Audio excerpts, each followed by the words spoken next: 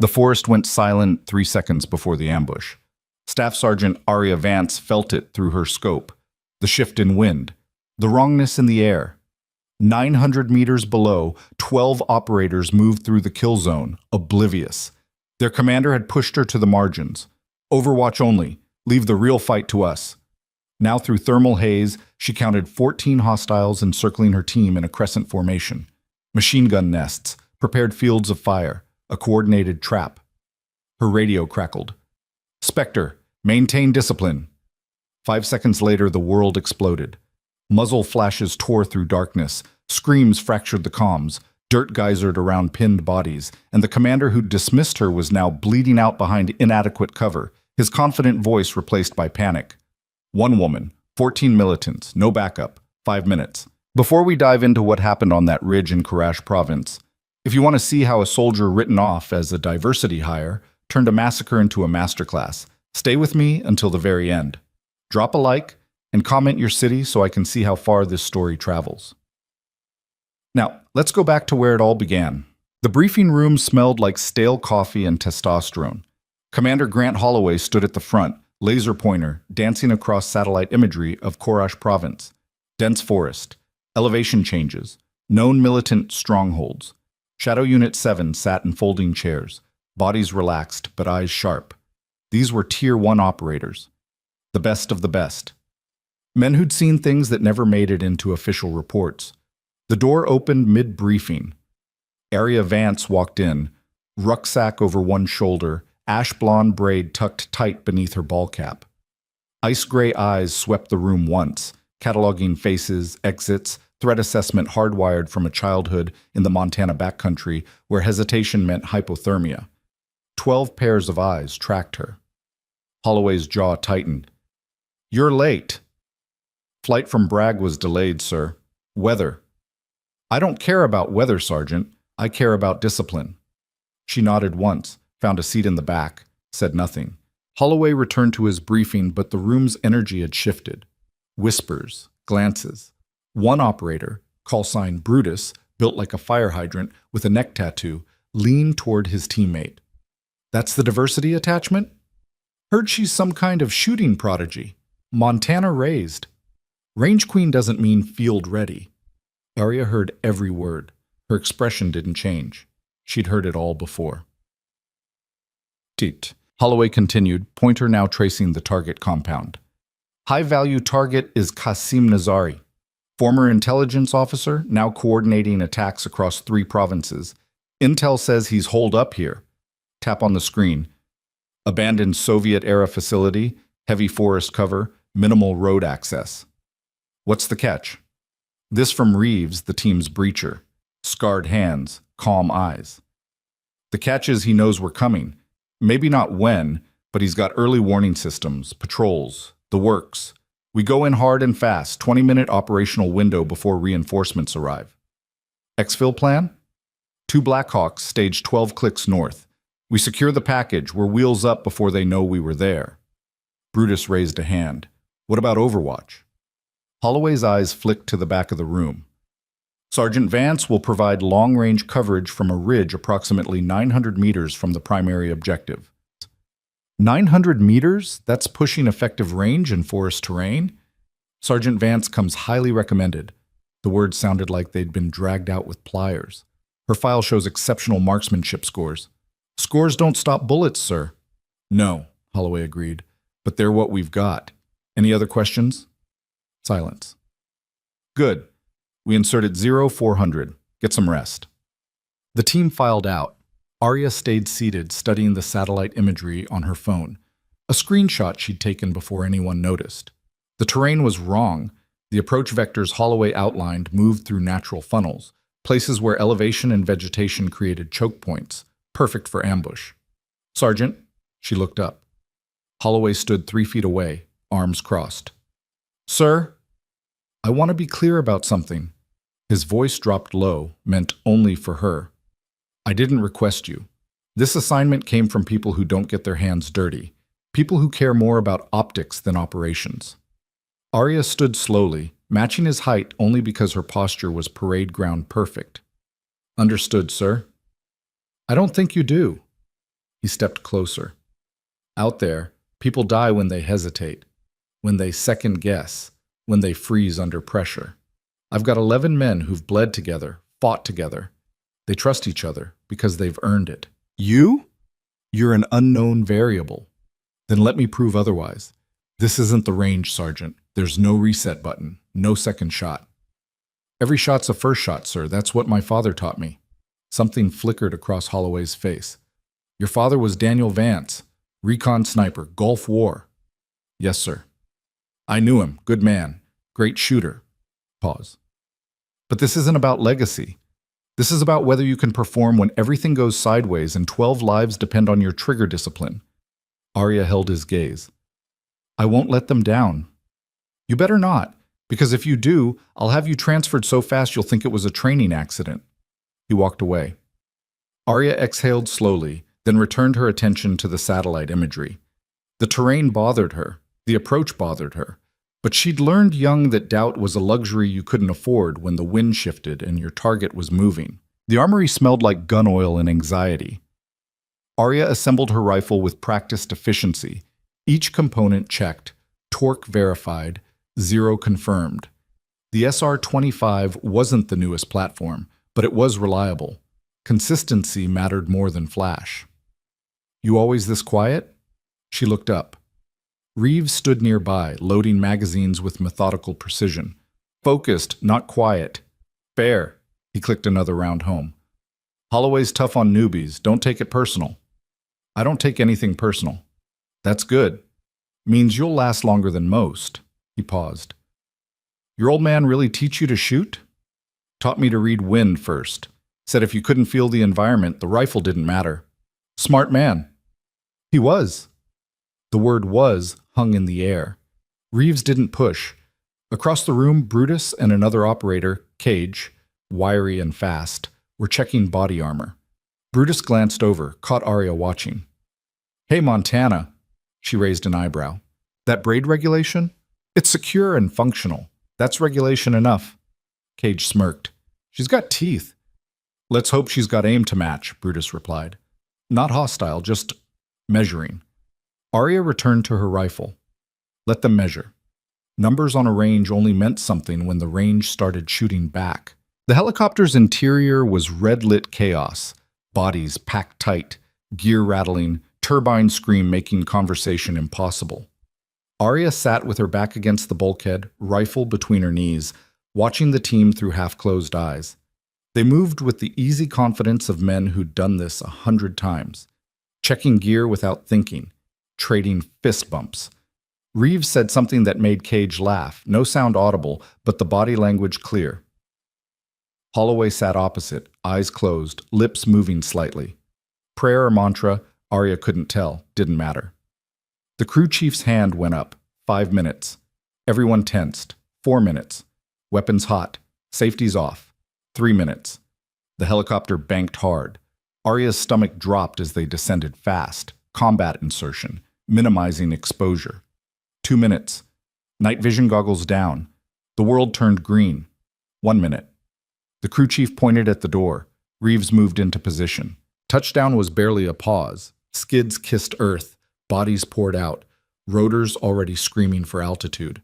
Arya hit the ground last, knees absorbing impact, rifle up, scanning sectors through her NVGs.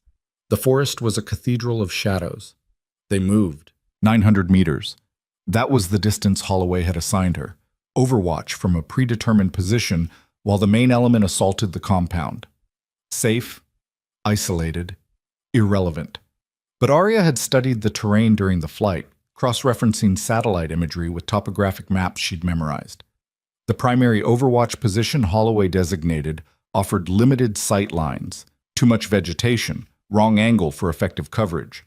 There was another position, a shale ridge 300 meters northwest, harder to reach, exposed during approach, but once established it would provide superior fields of fire across the entire kill zone.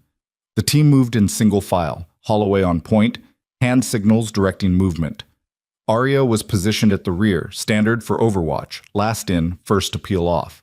200 meters from the split point, Holloway raised a fist. Everyone froze. He made eye contact with Arya, pointed to a game trail leading east. Your position. Move quiet, set up, report ready. She keyed her radio once. Acknowledgement. But as the team continued south, she paused at the fork. East led to the position Holloway wanted. Northwest led to the ridge.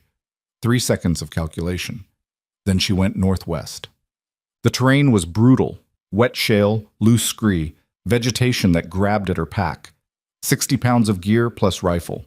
Every step calculated to avoid noise. Her breathing stayed controlled, rhythm-matching movement, heart rate steady despite the incline. 200 meters. She heard water, a stream, narrow but fast. Crossing would expose her thermally if anyone was watching with IR. She waited, listening, counted to 30. Nothing. She crossed low and fast, water soaking her boots. 100 meters. The ridge came into view, exactly as the satellite imagery promised.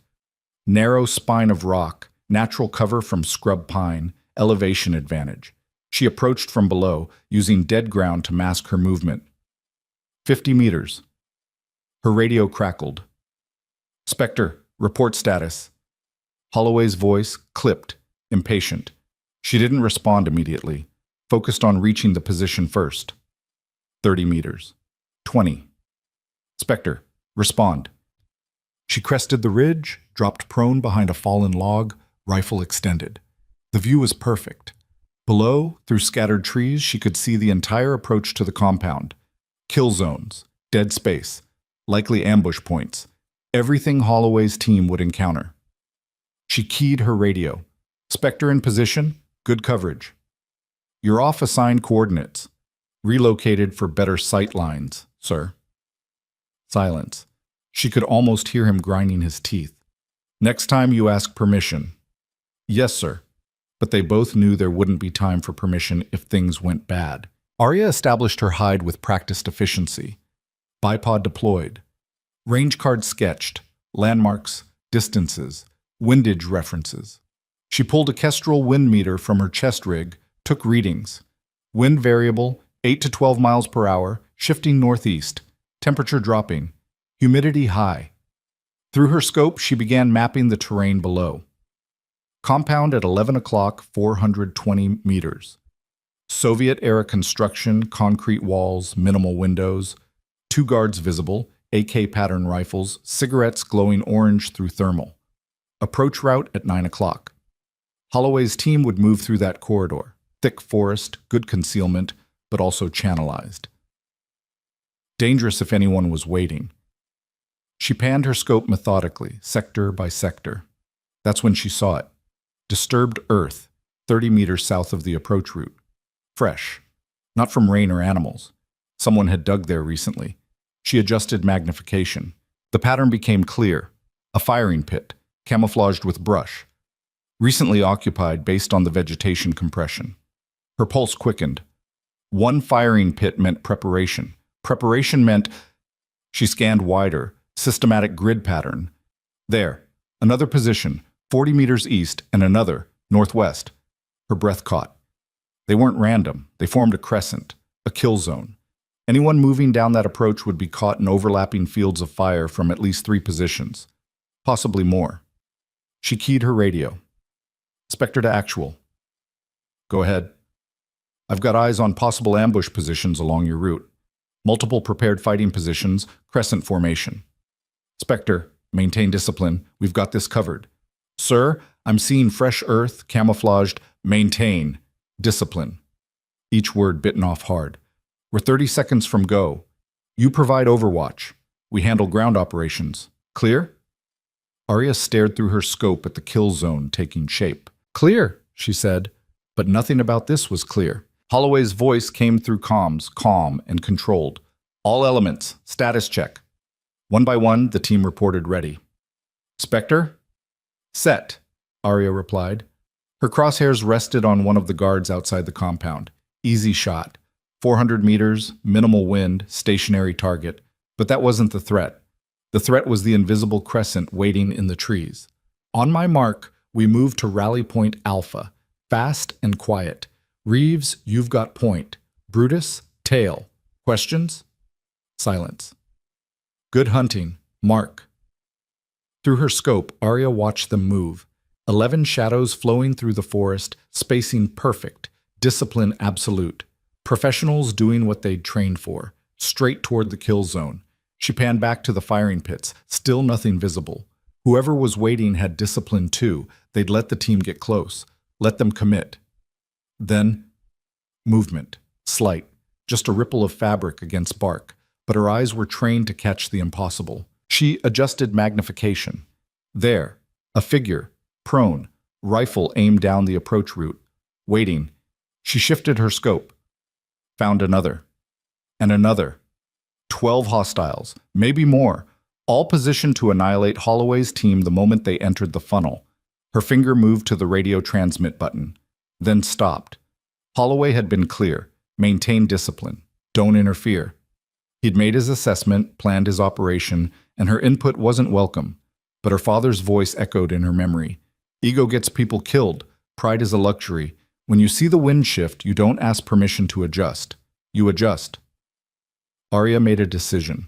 20 seconds until contact. The team moved through scattered pine, boots whispering over needles. Reeves on point, rifle up, scanning. Behind him, Cage covered right sector. Holloway center, coordinating. The rest spread in a loose wedge, professional and confident. They had no idea. Arya watched the hidden militants adjust positions. One checked his watch. Another whispered into a radio, coordinating. This wasn't opportunistic. This was planned. They'd been waiting. 15 seconds. She could stop this. One shot into the compound guards would alert the team, force them to recalculate, but it would also trigger the ambush early, and at 900 meters through forest, her ability to suppress 12 targets was no, not suppress. Eliminate. Her father's training surfaced like muscle memory. You don't fight fair. You fight complete. Control the battlefield, or it controls you. 10 seconds. The team reached the funnel entrance. Reeves paused, hand up, checking something. His instincts were good. She could see him hesitate, sensing wrongness even if he couldn't articulate why. But Holloway waved him forward. 5 seconds. Arya's crosshairs settled on the militant commander. She could tell by his position, the way others oriented toward him. Eliminate the head, fracture the body. Basic doctrine. Her breathing slowed. Heart rate dropped. The world narrowed to scope picture, wind call, and rim calls and trigger pressure. 3 seconds. The team entered the kill zone. 2 seconds. The militants tensed. 1 second. Arya exhaled halfway and made peace with disobedience. Then the forest exploded. Muzzle flashes ripped through darkness like camera strobes. The sound hit a half-second later. Overlapping automatic fire. 12 weapons opening up simultaneously. Bark exploded from trees, dirt geysered, the air filled with hornets made of lead. Contact! Contact left! Reeves' voice, still professional despite the chaos. Right side! Right side! Cage, returning fire. Get down! Get the fuck down! Holloway, his carefully planned operation disintegrating into survival mode. The team scattered, seeking cover that didn't exist. They'd been caught in the open, in a prepared kill zone, by an enemy who'd rehearsed this exact scenario. Arya watched through her scope as Brutus took a round to the shoulder, spinning him. He stayed up, stumbled behind a tree, returned fire one-handed, training overriding pain. Reeves dragged the medic, call sign Doc, behind a fallen log. Rounds chewed wood above their heads. Cage threw a grenade. The explosion lit up the forest, silhouetting 3 militants who immediately shifted positions. Disciplined, professional. This wasn't a militia. This was a trained unit. Spectre! Holloway's voice cracked through the radio. Where the fuck is our overwatch? Arya didn't respond. She was already working. Her first target wasn't the closest threat. It was the commander. He stood partially exposed behind a thick pine, gesturing to his fighters, coordinating the destruction of Shadow Unit 7. Through her scope at 562 meters, she could see his mouth moving, his hand directing fire. Wind reading. 11 miles per hour, northeast. Call it 2 clicks right. Elevation, drop compensation for distance plus incline angle. Target movement, minimal but shifting weight. Arya's finger rested on the trigger. The world reduced to reticle and breathing. She exhaled halfway. The rifle pushed back into her shoulder. Through the scope, she watched the commander's head snap back. He dropped mid-gesture, his radio falling from his hand. The effect was immediate. Two militants near him stopped firing, looking around in confusion. Their coordinated assault hesitated just for a moment. Arya was already transitioning. Machine gunner. Northwest position, approximately 600 meters. He was tearing apart the log where Reeves and Doc sheltered, wood chips flying, rounds walking closer to flesh. The problem? He was positioned between two trees with maybe 6 inches of exposure. Head and upper torso only. The rest blocked by trunks. At 600 meters through forest, with variable wind, it was a shot most snipers wouldn't take. Arya took it. She adjusted for the increased distance, calculated the gap between trees, factored the machine gunner's slight rocking motion as he fired. Exhale. Squeeze. The machine gun went silent. Below, Reeves looked up, confused by the sudden absence of incoming fire. Then he processed it, grabbed Doc, and moved to better cover. 1 life saved. Arya kept moving. 2 militants advancing on Cage's position, flanking left. They moved with tactical spacing, rifles up, prepared to overrun him. Distance, 541 meters. They were moving targets, threading through trees. Arya led the first one, compensating for his movement speed and direction. Fired. He went down. The second one stopped, searching for the threat. Fatal mistake. Stationary target.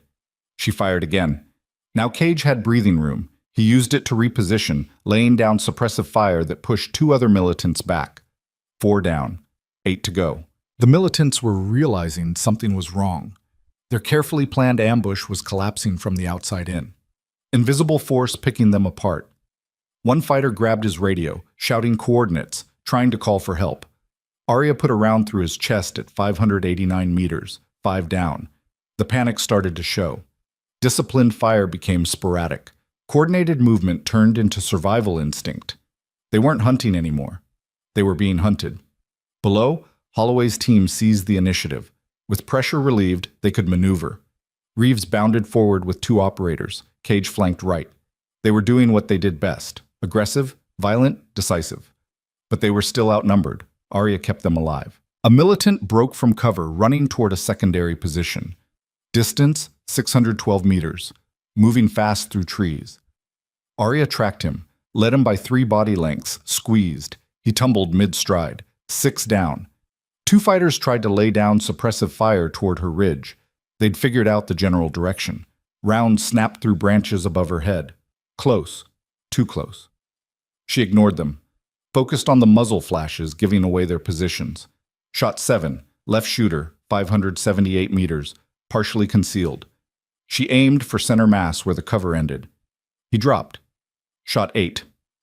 Right shooter, adjusting position. She caught him between heartbeats. The incoming fire stopped. 8 down, 4 remaining. Arya was scanning for the last 4 targets when her scope caught something that made her blood freeze. Muzzle flash. Different signature. Not automatic fire. Single shot. Precision rifle. And it was aimed at Doc, who was treating Brutus' shoulder wound behind inadequate cover. Enemy sniper. Hidden, elevated, patient. He'd been waiting for the chaos to settle, for targets to become stationary. Now he had one. Arya saw the flash and moved on, pure instinct. No time for wind calls or perfect math. She estimated distance at 640 meters, adjusted for elevation, and fired. Her round passed within inches of Doc's head. The enemy sniper's round hit dirt where Doc had been a heartbeat earlier, because Doc had flinched at the sound of Arya's bullet passing. Her round found the enemy sniper's position. Through her scope, she saw him slump forward. Doc looked up, pale, shaking. He'd just felt death pass his ear twice from opposite directions. But he was alive, 9 down. 9. The last 3 militants broke. Professionalism abandoned. They ran. One sprinted east trying to reach the compound. Arya tracked him through trees, waited for a gap in vegetation. Got it. Fired. He went down 30 meters from safety. 10. 2 left. They moved together, providing covering fire for each other, leapfrogging toward an exfil route. Smart, disciplined, even in retreat. Arya had to admire it. Then she killed them. The first one paused behind a tree to reload. She waited. He leaned out. She fired. 11. The last one realized he was alone. He froze, searching for options that didn't exist. Arya's scope found him crouched behind a fallen log, only a sliver of his head visible between twin trunks, maybe 4 inches of exposure, at 601 meters, with wind gusting. The wind shifted. She felt it on her cheek before the Kestrel confirmed it, adjusted half a click right, exhaled, fired. 12.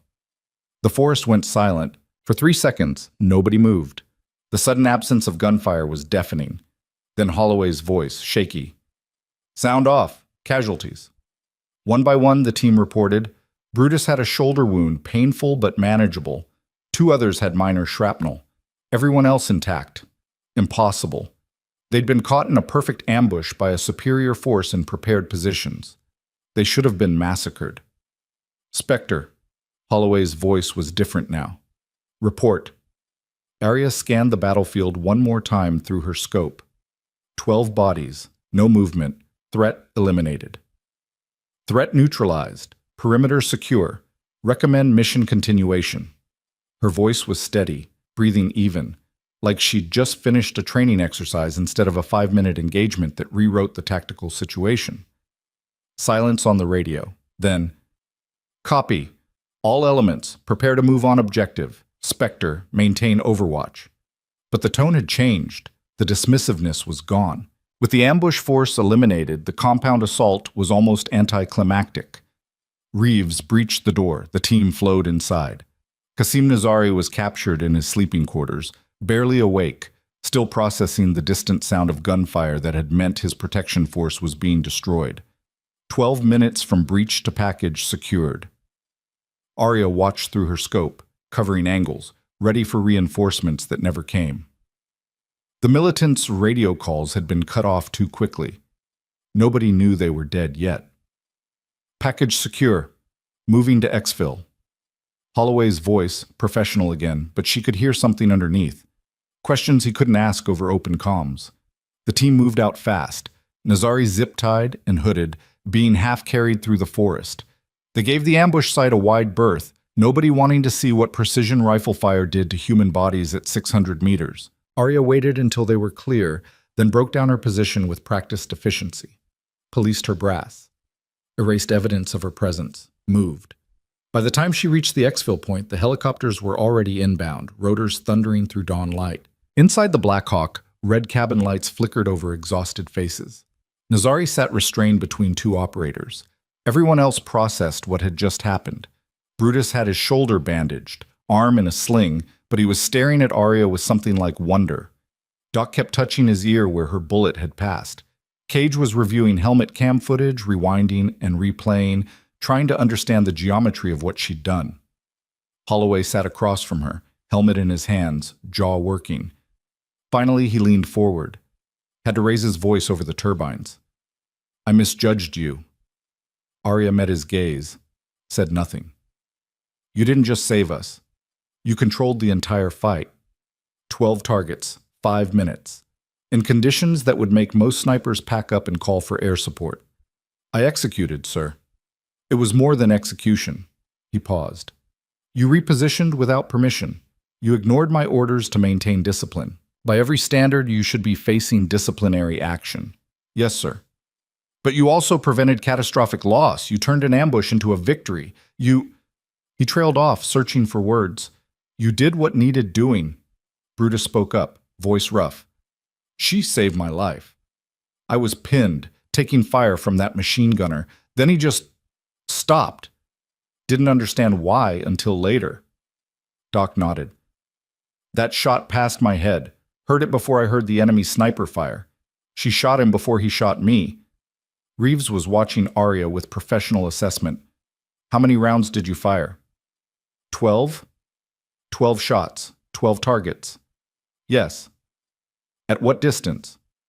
540 to 640 meters, variable wind, forest terrain.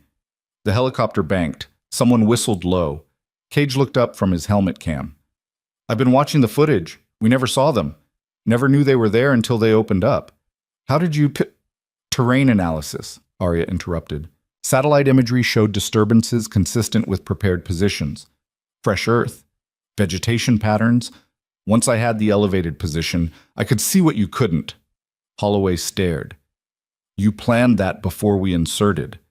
I assessed probabilities and chose to ignore my direct orders based on those probabilities. Yes, sir. He should have been furious, should have been tearing into her for insubordination. Instead, he laughed, bitter, exhausted, genuine.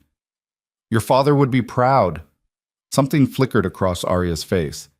He taught me that pride is a luxury. Results are what matter. Results. Holloway nodded slowly. Yeah, results. The helicopter carried them toward the rising sun, leaving the forest and its silent dead behind. The after-action debrief took 3 hours. Analysts reviewed helmet cam footage, radio transcripts, satellite imagery. They mapped Arya's shots, calculated trajectories, verified distances, built a timeline of the engagement. What emerged was a textbook case in advanced precision warfare, the strategic repositioning that gave her superior sight lines. The target prioritization, commander first to break coordination, then the greatest threats to pinned teammates. The shot discipline, 12 rounds, 12 kills, no wasted ammunition.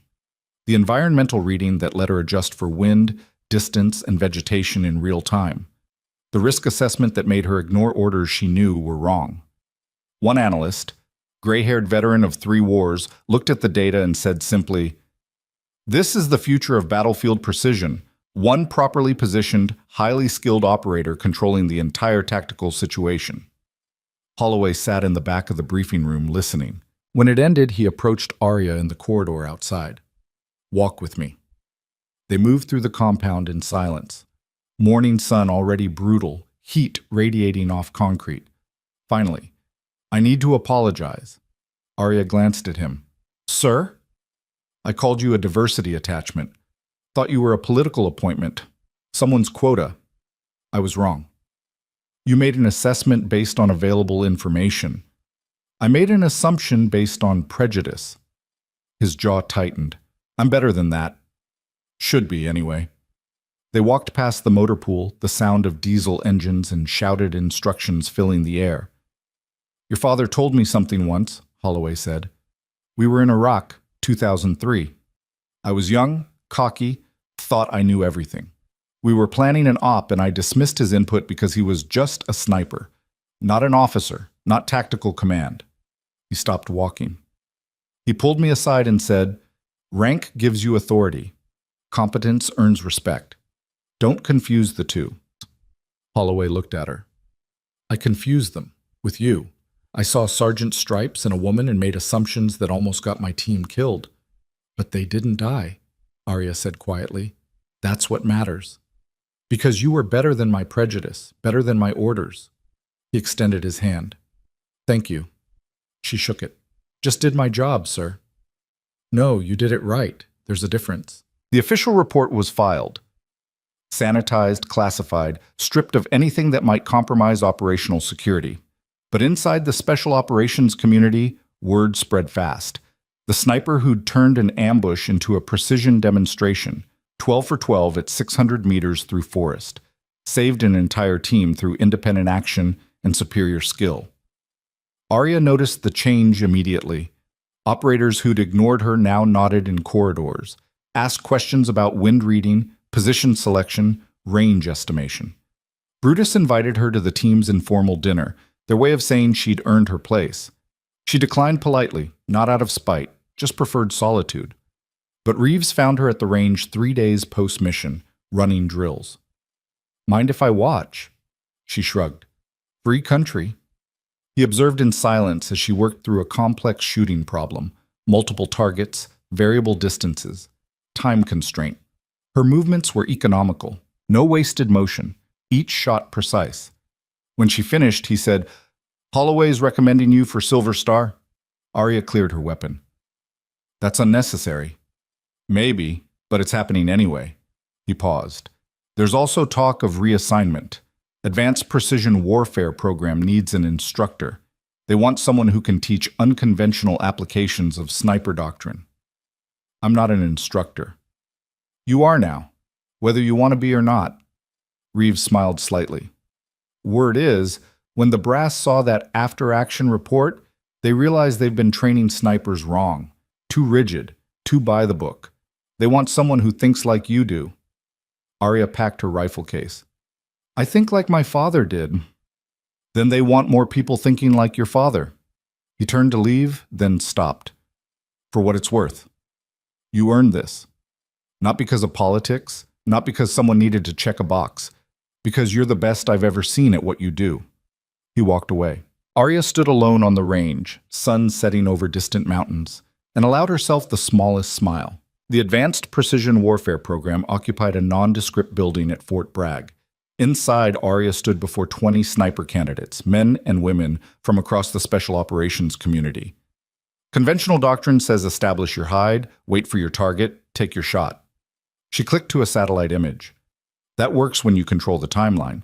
But in fluid situations, static positioning gets you killed. She clicked again. The forest in Korash province appeared.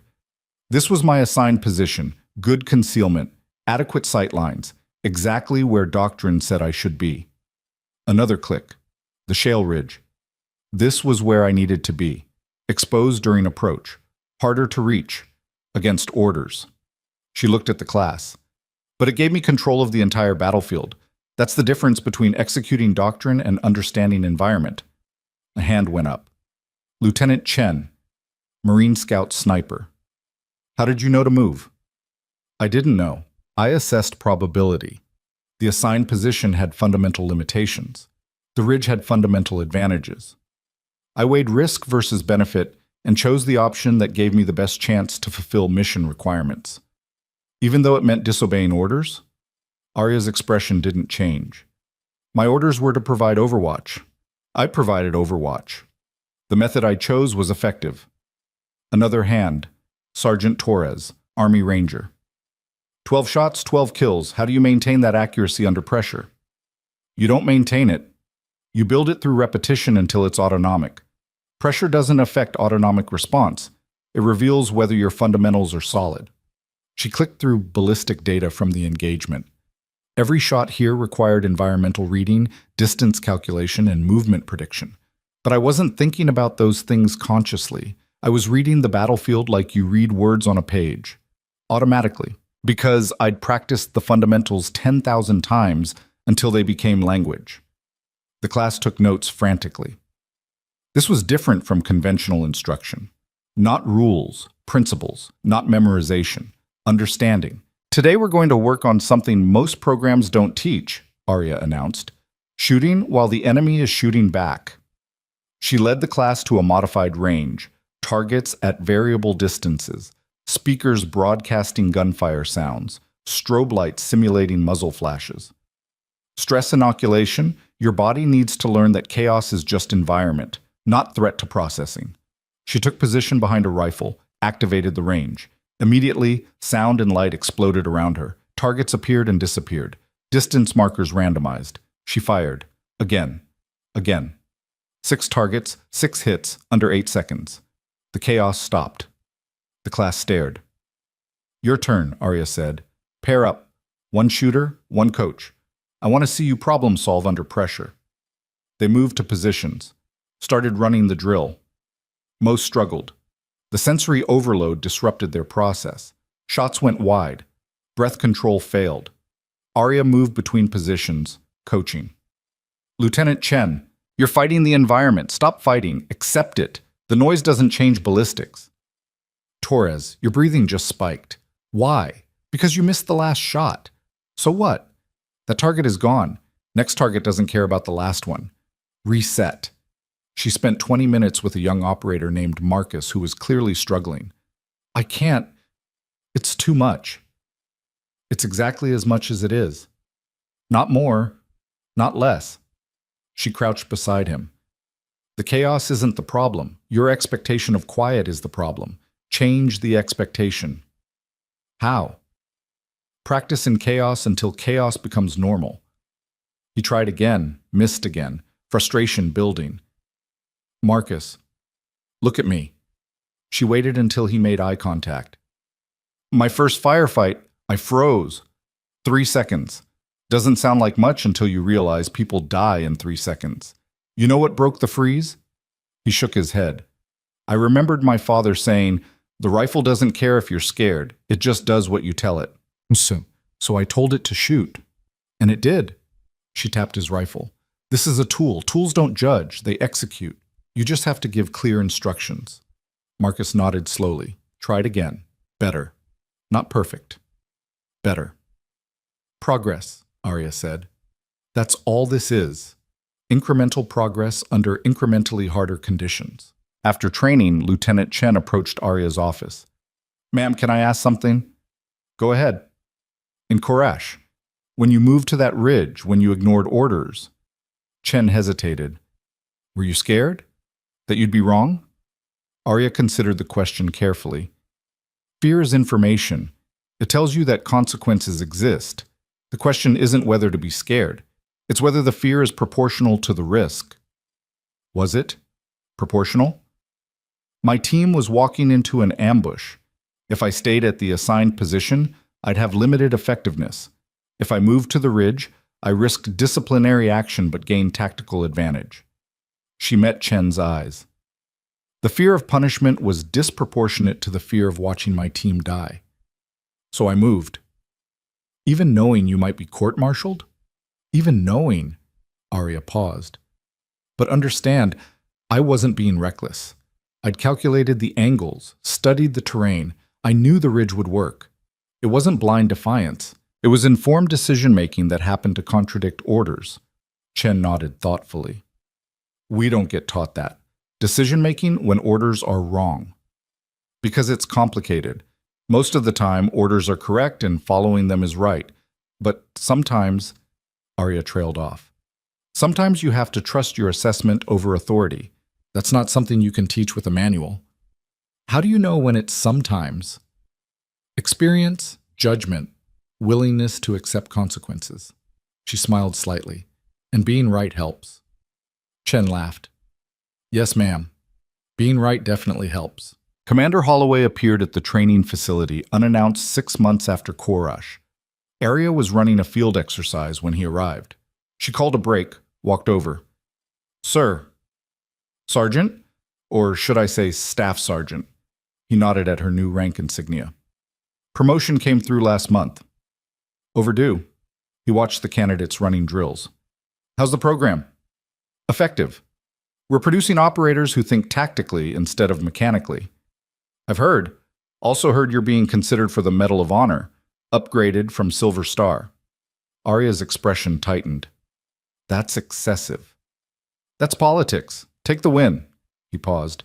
I also heard you turned down an offer to join Delta. I'm more useful here. Because you don't want the spotlight. Because teaching force multiplies impact. Holloway smiled. Your father said something similar once, that one good instructor creates hundreds of good operators. They stood in comfortable silence, watching the candidates work. I owe you more than an apology, Holloway finally said. I owe you a debt. My team, my life. We're alive because you were better than my prejudice. You don't owe me anything, sir. You learned. That's all anyone can do. I learned. He nodded slowly. And now I'm teaching others. Gave a lecture at Quantico last month about operational flexibility. Used Korash as the case study. What was the lesson? That doctrine is a foundation, not a ceiling. That the best operators know when to follow rules and when to break them. He looked at her. That sometimes a sergeant knows better than a commander. Arya smiled slightly. Careful, sir. That kind of talk undermines authority. Good authority doesn't need protecting from truth. He extended his hand. Keep doing what you're doing. We need more people who think like you. She shook it. I'll do my best. That's all I ask. He left. Arya returned to the training range where 20 future snipers waited to learn how to control chaos. She picked up her rifle and began the next lesson. The lecture hall at Fort Bragg was packed. Arya stood at the podium, now Captain Vance, addressing a mixed audience of special operations candidates and conventional infantry snipers. Behind her, a screen displayed ballistic data, satellite imagery, and tactical overlays from dozens of operations influenced by her methodology. Precision warfare isn't about perfect shots, she said. It's about perfect integration between shooter, environment, and mission requirements. When those three elements align, distance becomes irrelevant. She clicked to a new slide, the ridge in Karash province. 5 years ago, I made a decision that violated orders but fulfilled mission intent. That distinction matters. Orders are tactical implementation. Mission is strategic objective. Sometimes they conflict. Your job is to recognize when. A hand went up. Young lieutenant, fresh-faced. Ma'am, how do we know when to trust our judgment over our commanders? You earn that trust through competence. You validate it through results, and you accept consequences regardless of outcome. She paused. But first, you build fundamentals so solid that your judgment is worth trusting. Another hand. What if we're wrong? Then you own it, learn from it, improve. Arya's expression was serious. But being wrong while trying to save lives is different from being wrong because you didn't care enough to try. Intent matters. The lecture continued for 90 minutes. Questions about wind reading, position selection, stress management, ethical decision-making under pressure. Finally, a question from the back. Captain Vance, in Korash, when you took those 12 shots, were any of them lucky? The room went silent. Arya considered the question carefully. Luck is when preparation meets opportunity. I'd prepared my entire life for that moment. The opportunity arrived. I executed. She met the questioner's eyes. But was I fortunate that the wind didn't shift at the wrong second? That a branch didn't deflect around? That my rifle functioned flawlessly under stress? Yes, absolutely. Anyone who tells you luck isn't a factor in combat is lying. So how do we account for luck? By controlling everything you can control. Fundamentals, equipment, training, mental preparation, tactical positioning. You control those perfectly, and you minimize what's left to chance. She smiled slightly. And then you hope. The lecture ended to applause. Afterward, a group of candidates approached with questions. Arya answered each one patiently, sharing knowledge her father had given her, refined through experience and blood. This was her mission now, not pulling triggers, building trigger pullers. Force multiplication through education. Her father would approve. That evening, Shadow Unit 7 gathered at a bar in Fayetteville. They did this twice a year, the survivors of dozens of operations bound together by shared violence and trust earned in darkness. Arya had been invited every time, usually declined. Tonight she walked through the door. The reaction was immediate. Brutus stood, shoulder-long healed but still carrying the scar. Reeves raised his glass. Cage actually whooped. Holloway, now Lieutenant Colonel Holloway, smiled from a corner booth. She made her way over. "Look who decided to be social," Brutus said, pulling her into a one-armed hug. "Don't get used to it." Doc slid a beer across the table. "To Spectre, who saved our asses and made us famous." "I didn't make you famous. I kept you alive. You made yourselves famous." "Semantics," Cage said. "We'll take it either way." They drank, told stories, laughed at jokes civilians wouldn't understand. At one point, Reeves leaned close. "Heard they're making you a major. True?" "Board results aren't public yet." "That's not a denial." Arya smiled. "No, it's not." "Good. We need people like you making decisions above tactical level." "I'm more effective at tactical level." "You're effective everywhere. That's the problem." He clinked his bottle against hers. "Just promise me something." "What?" "When you're running this whole circus someday, and you will be, don't forget what it's like out here, where decisions aren't theoretical." "I won't forget," Arya said quietly. Impossible to forget. Later, as the night wound down, Holloway walked her outside. "Thank you for coming," he said. "Means a lot to the team. They're good people. They're alive people. Because of you." He paused. "You know what the biggest change in my career has been since Korash?" "What?" "I listen now, to everyone, regardless of rank or background, because the person with the critical insight might be the one everyone's dismissing." He looked at her. "You taught me that?" "I didn't teach anything. You learned it."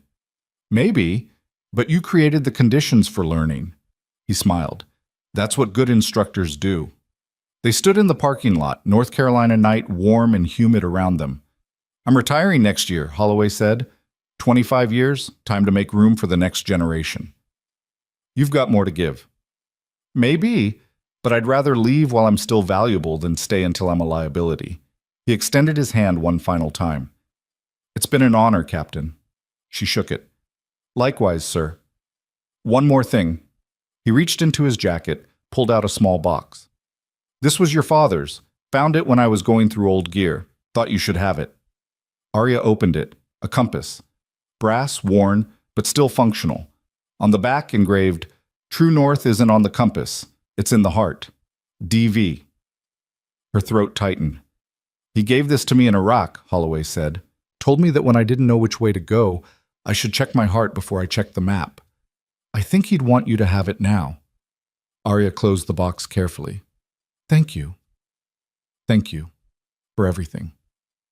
He walked back inside.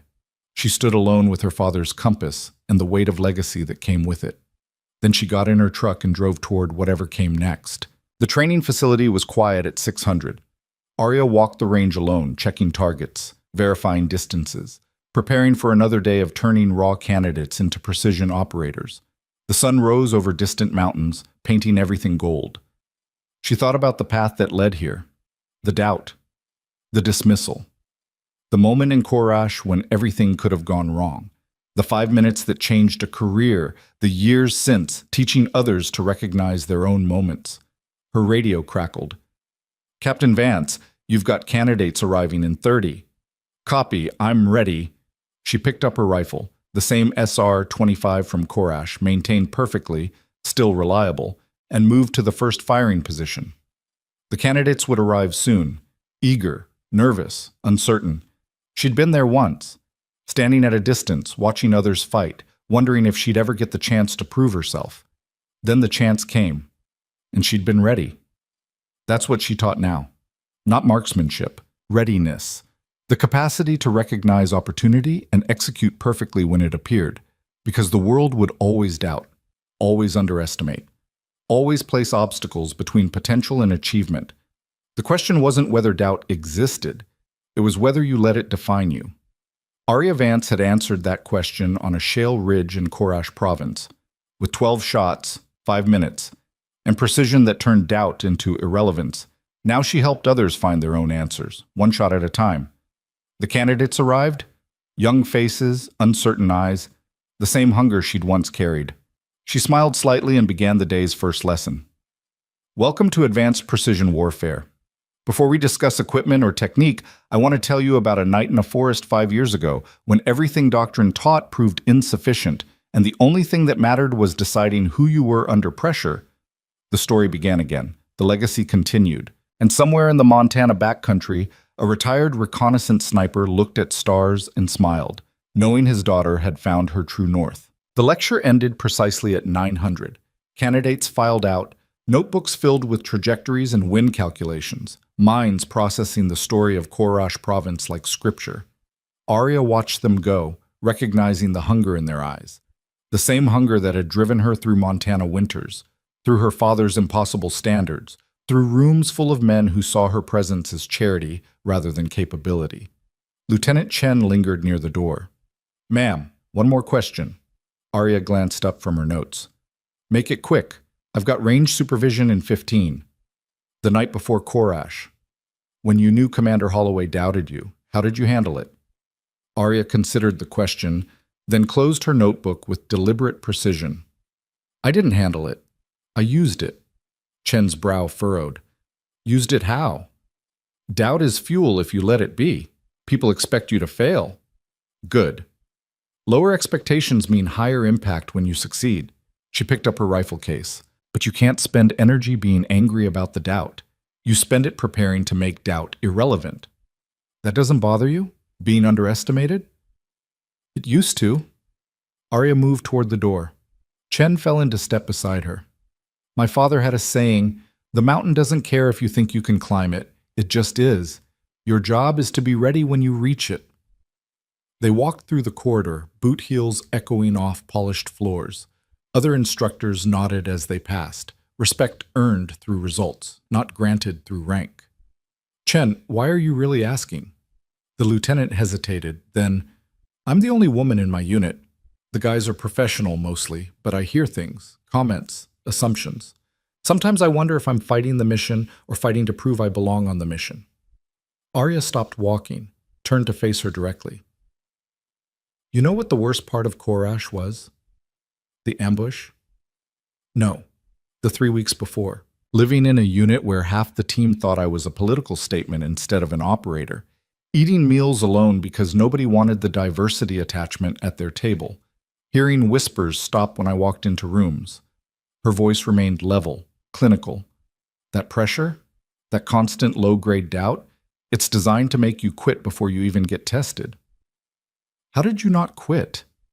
Because quitting would have validated everything they assumed about me. Arya's eyes went distant, remembering. And because my father didn't raise me to need validation, he raised me to be undeniable. Chen absorbed that. Undeniable. When your competence is absolute, doubt becomes someone else's problem, not yours. Arya checked her watch. Now get to your next class, and stop asking permission to be excellent. The lieutenant straightened. Yes, ma'am. She walked away, shoulders squared, something shifted in her bearing. Arya watched her go and felt the weight of legacy pressing down. Every woman she trained carried forward the battles Arya had fought. Every broken assumption became foundation for the next generation. But some battles never truly ended. They just changed uniforms. The range was already active when Arya arrived. The crack of rifles, the smell of cordite, the familiar rhythm of controlled violence. She set her gear down at the instructor station, scanned the firing line. 12 shooters. Mixed experience levels. Most were doing fine, one wasn't. Marcus, the young operator who'd struggled with chaos drills, was on lane 7, and something was wrong. His positions were sloppy. Breath control erratic. He'd fired 8 rounds and hadn't hit center mass once. Arya approached from behind, observing. His shoulders were tense, gripped too tight, anticipating recoil instead of managing it. Marcus? He flinched, lowered his rifle. Ma'am. What's going on? Just an off day. That's not an answer. She moved beside him, studied his target through binoculars. Shots were grouped but 6 inches low and right. Consistent error pattern. You're jerking the trigger. Why? I don't know. Yes, you do. You're thinking about something other than fundamentals. What is it? Marcus set his rifle down, jaw working. Permission to speak freely? Granted. I got my eval results this morning. My commander said I'm technically proficient but lack confidence under pressure. Recommended I be recycled through basic sniper qualification before continuing advanced training. Arya's expression didn't change. Do you agree with that assessment? I don't know. Maybe he's right. Maybe I'm not cut out for this level. Based on what evidence? I freeze in the chaos drills. You've seen it. Everyone's seen it. You freeze for 3 seconds, then you execute. That's not inability. That's processing time. Arya picked up his rifle, checked the chamber, handed it back. You know what your actual problem is? What? You're trying to prove you belong instead of just belonging. That mental load is eating bandwidth you need for shooting. Marcus stared at the rifle in his hands. How do I stop? You stop giving a damn what your commander thinks, and start giving a damn about your performance. She gestured to the target. This group? 6 inches low right? That's not a confidence problem. That's a mechanical problem. You're anticipating recoil. Fix the mechanics and the confidence follows. And if I can't fix it? Then you fail honestly instead of failing because you talked yourself into it. Arya's voice hardened slightly. But I don't think you'll fail. I think you're too busy being afraid of failure to actually perform. Fear is information, Marcus, not identity. Stop making it who you are. She walked away, leaving him with his rifle and his choices. 20 minutes later, she glanced at lane 7. Marcus was shooting again, slower, more deliberate. His group had tightened. Not perfect. Better. Progress. The afternoon brought a different kind of challenge. Arya was reviewing training schedules in her office when her phone rang. Restricted number. Captain Vance. Captain, this is Colonel Patricia Wainwright, JSOC personnel. Do you have a few minutes? Arya straightened in her chair. Joint Special Operations Command didn't make casual calls. Yes, ma'am. I'll be direct. We're standing up a new unit. Mixed gender, high-risk direct action. We need experienced operators who can both perform and mentor. Your name came up. I'm currently assigned to Training Command. We're aware. We're also aware of your performance record and your impact on sniper doctrine reform. This assignment would be a significant career accelerator. Potential for field-grade command within 2 years. Arya processed the implications. This was the opportunity. The chance to move beyond teaching into operational leadership. Everything she'd theoretically wanted. What's the timeline? We'd need you at Bragg for initial selection in 6 weeks. Full commitment after that, 18 months minimum, likely longer. No training duties, pure operational focus. Can I think about it? Of course, but I need an answer by Friday. This is a tight window. Wainwright paused. Captain, between us, there's resistance to this unit at senior levels. Old guard who don't think women belong in direct action roles. We need proven performers to make the case. Your presence would matter beyond just your skill set. There it was. The familiar weight. You're not just representing yourself. You're representing everyone who looks like you. I understand, ma'am. I hope you do.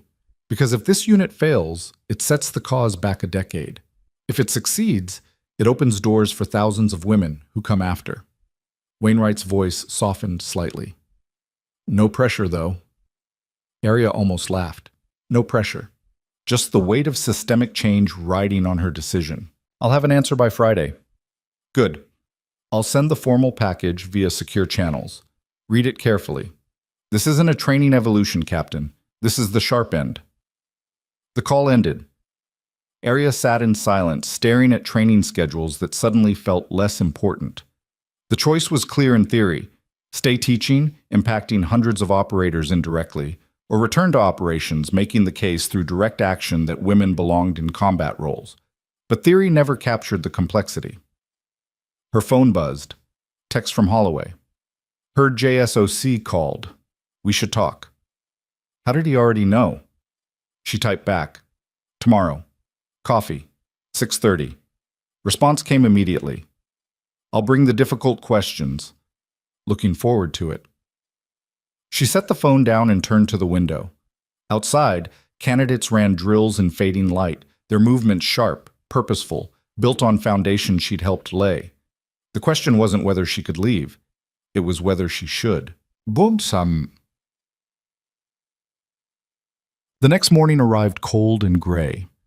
Arya met Holloway at a diner off-post, the kind of place where coffee came in chipped mugs and the waitress knew everyone's order. Holloway was already in a corner booth when she arrived.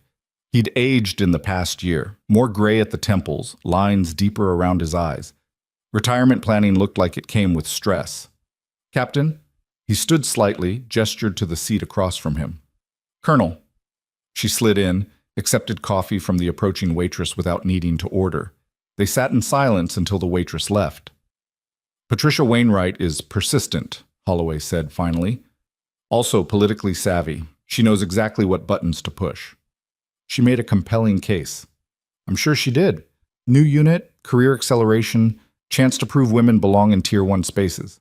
He sipped his coffee. All true. Also incomplete. What's the rest? The rest is that this unit has a 30% chance of succeeding and a 70% chance of becoming a political nightmare that destroys everyone involved. Holloway set his mug down carefully. You know how these things work. Mixed gender unit gets stood up with massive scrutiny. One mistake, one injury, one mission failure, one hint of interpersonal drama, and the narrative becomes, we tried, it doesn't work. Women aren't suited for combat. So we should never try. I didn't say that. I'm saying you should know what you're walking into. This isn't about your competence. It's about whether you want to be the test case for someone else's agenda. Arya studied him across the table. You think I shouldn't take it? I think you should know why you're taking it if you do.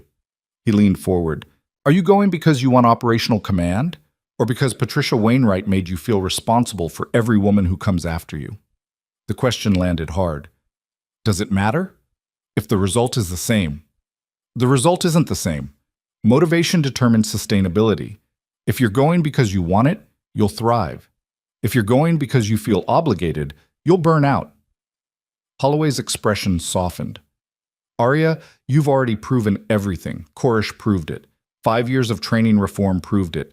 You don't owe anyone another demonstration. Then why does it feel like I do? Because the world conditions competent women to feel perpetually indebted. Like your success isn't yours. It's borrowed from some collective that demands repayment. He shook his head. That's garbage. Your competence is yours. Your choices are yours. You don't have to carry everyone else's progress. The waitress returned with pancakes neither of them had ordered, but both accepted. Small-town service had its own logic. Arya poured syrup with deliberate precision. My father used to say that privilege was being able to fail individually, that when you're the first or the only, you fail categorically. Your father was right. He was also talking about a reality that shouldn't exist. But does exist. Yes, but that doesn't mean you have to accept it as defining. Holloway cut into his pancakes. Here's what I know. You're an exceptional operator and an exceptional instructor. Either path leads to impact. The question is which one feeds you versus which one drains you. Arya ate in silence, processing. Finally, what would you do? I'd stay teaching, but I'm a man approaching retirement who's never had to prove his right to exist in a space. My calculus is different. He met her eyes. What does your gut say? My gut says Wainwright is offering me everything I thought I wanted. And your heart? She looked out the window at the gray morning, at the normal people living normal lives untouched by the weight of representation. My heart says I'm tired of being symbolic. Holloway nodded slowly. Then there's your answer. It's not that simple.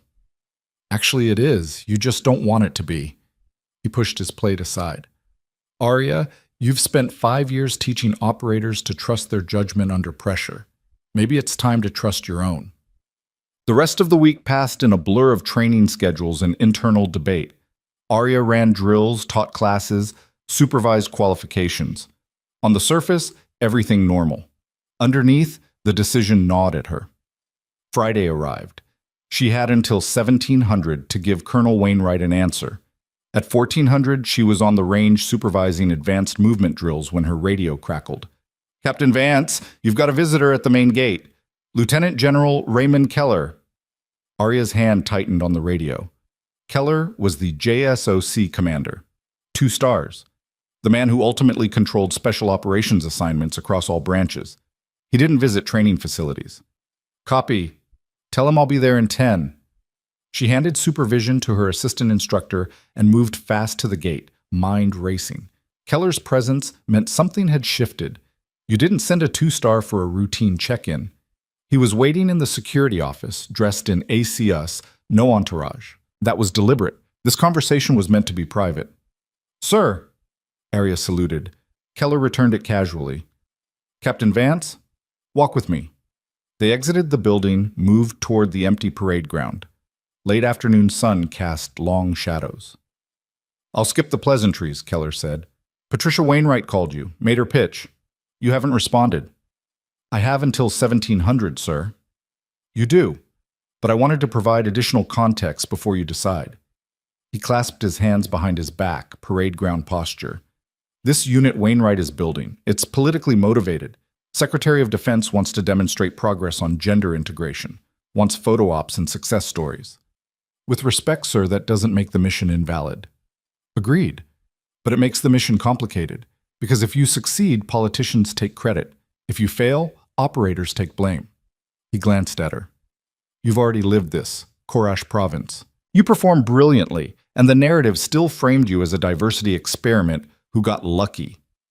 Arya's jaw tightened. I'm aware, sir. I'm sure you are. What you might not be aware of is that I fought to keep that narrative out of official reports. Spent political capital making sure your after-action analysis focused on tactical brilliance, not gender politics. He He stopped walking, turned to face her directly. I did that because you deserved credit for what you accomplished, not for what you represented. Why are you telling me this? Because if you take Wainwright's offer, I won't be able to protect you the same way. The unit will be under intense scrutiny, every decision analyzed, every mistake magnified. You'll be performing for an audience that wants you to fail so they can prove their point. And if we succeed despite that, then you'll have advanced the cause significantly, opened doors, changed minds. Keller's expression was unreadable. But at what personal cost? You'll spend 2 years under a microscope representing everyone except yourself. Is that the career you want? Arya studied the 2-star general who'd apparently been running interference for her without her knowledge. Sir, what do you want me to do? I want you to make the choice that's right for you, not the choice that's right for politics or optics or legacy. He paused. But if I'm being honest, I want you to stay in training command. You're reshaping how we develop snipers. That impact compounds over decades. The other path? It's higher visibility, but potentially shorter duration if things go sideways. You think the unit will fail? I think it has significant structural challenges and insufficient institutional support. Wainwright is brilliant, but she's fighting cultural resistance that runs deep. Keller sighed. Look, 5 years ago, you proved women can perform at Tier 1 level. That case is closed.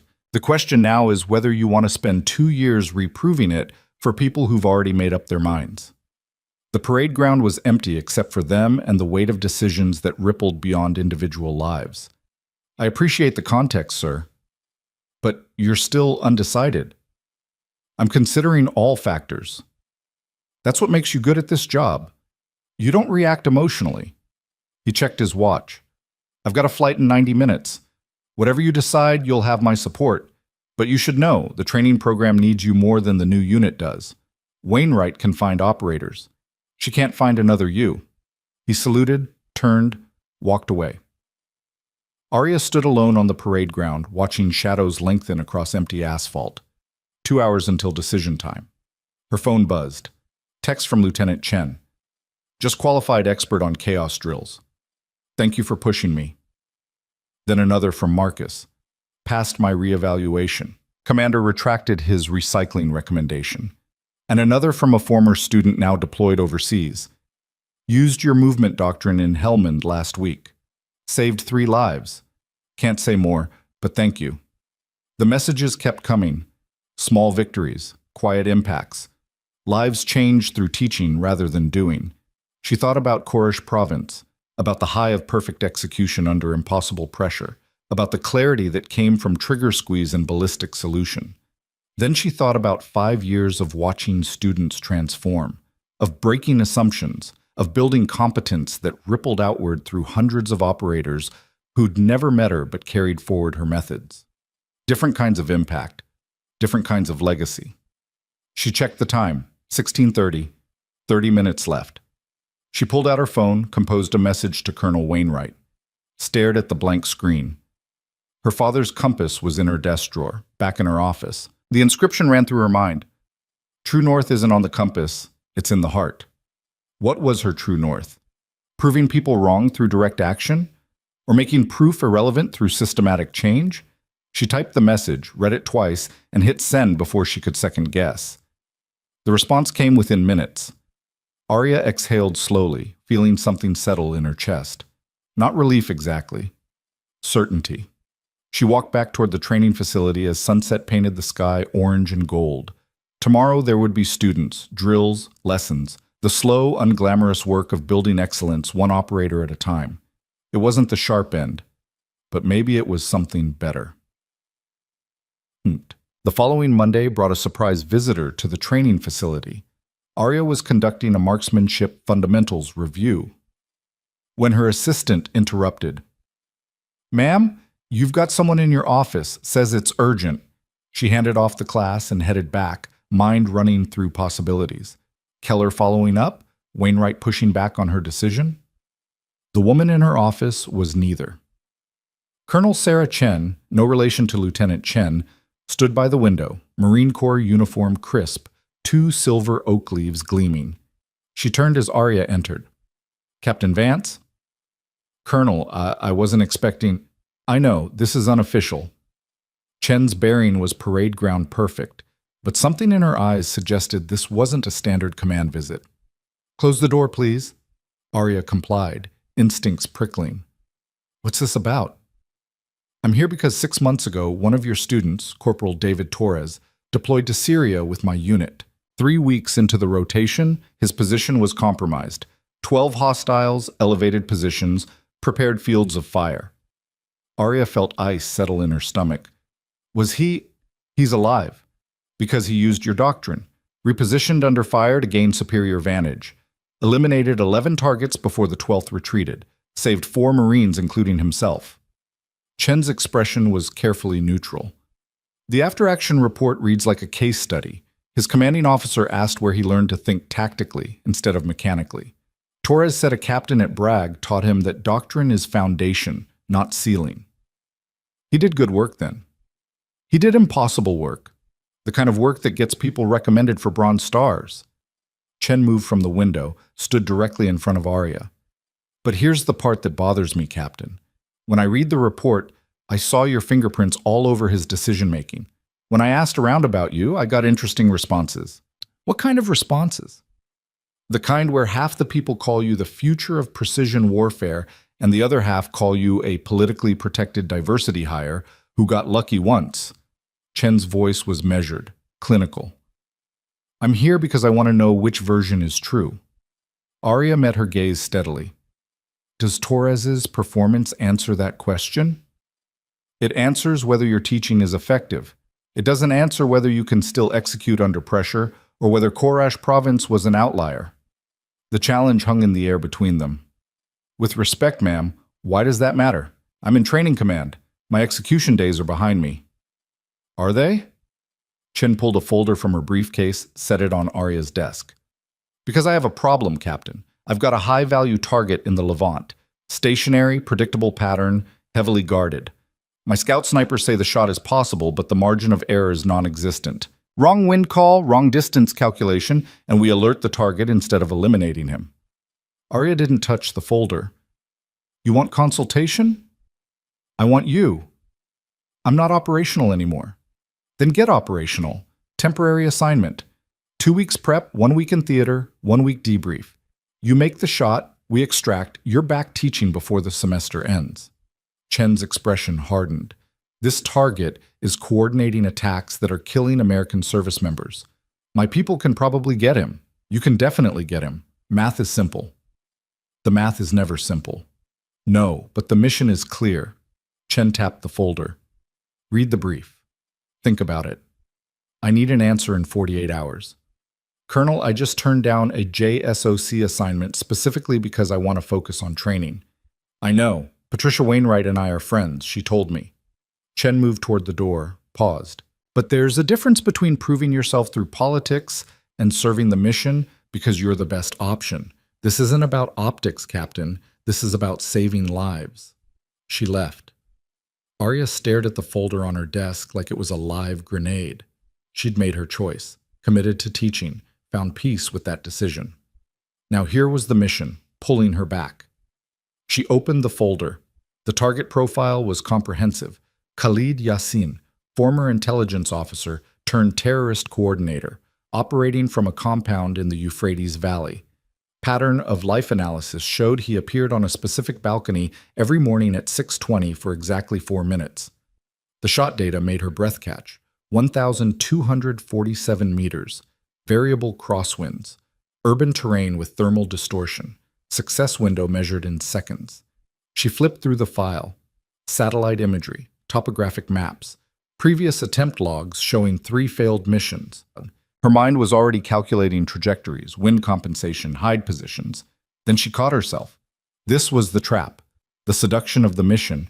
The clarity of ballistic solutions versus the ambiguity of teaching. She closed the folder, but she didn't file it away.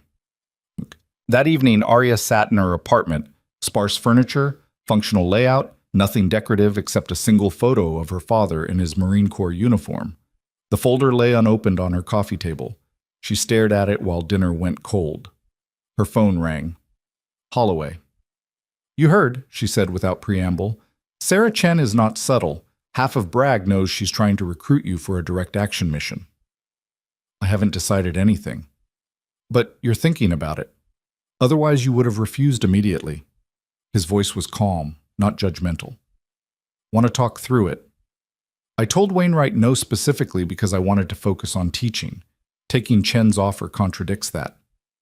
Does it? Or does it demonstrate that teaching and operating aren't mutually exclusive? They are when the mission could get me killed and leave the training program without leadership. That's risk assessment, not contradiction. Holloway paused. What does your gut say? Arya picked up the folder, ran her fingers along the edge. My gut says I can make this shot. That the mission is righteous. That American lives are at stake. And your head? My head says I've already proven what I need to prove. That going back to operations is regression, not progression. That I have more impact teaching 100 snipers than being one sniper. Both things can be true. Not simultaneously. Why not? Holloway's voice gained intensity. Arya, you've built a training doctrine around adaptability, around recognizing when the mission requires deviation from the plan. Maybe this is that moment. Or maybe this is ego, missing the adrenaline, missing the simplicity of target and trigger. You think taking a shot at 1,247 meters in hostile territory is simple?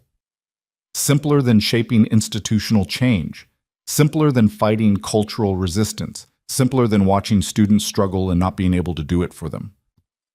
She set the folder down. In the field, I control outcomes. In the classroom, I influence probabilities. The first is satisfying, the second is important.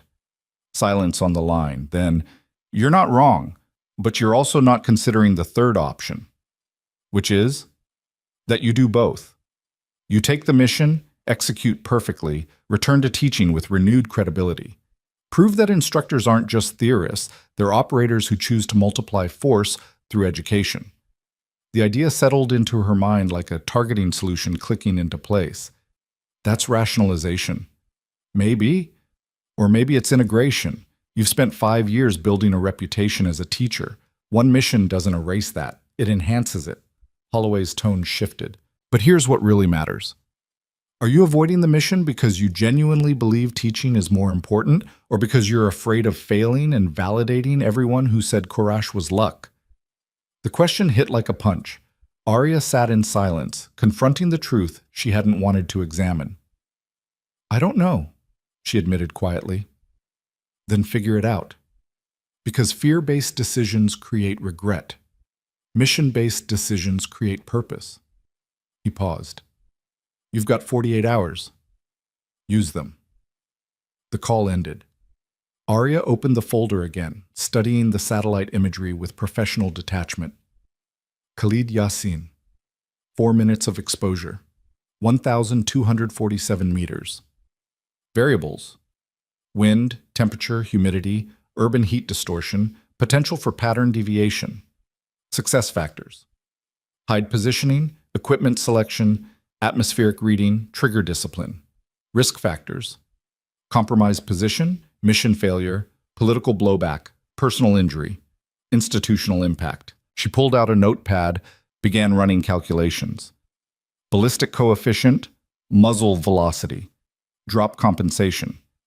The math was pure, clean, objective, unlike every other decision in her life.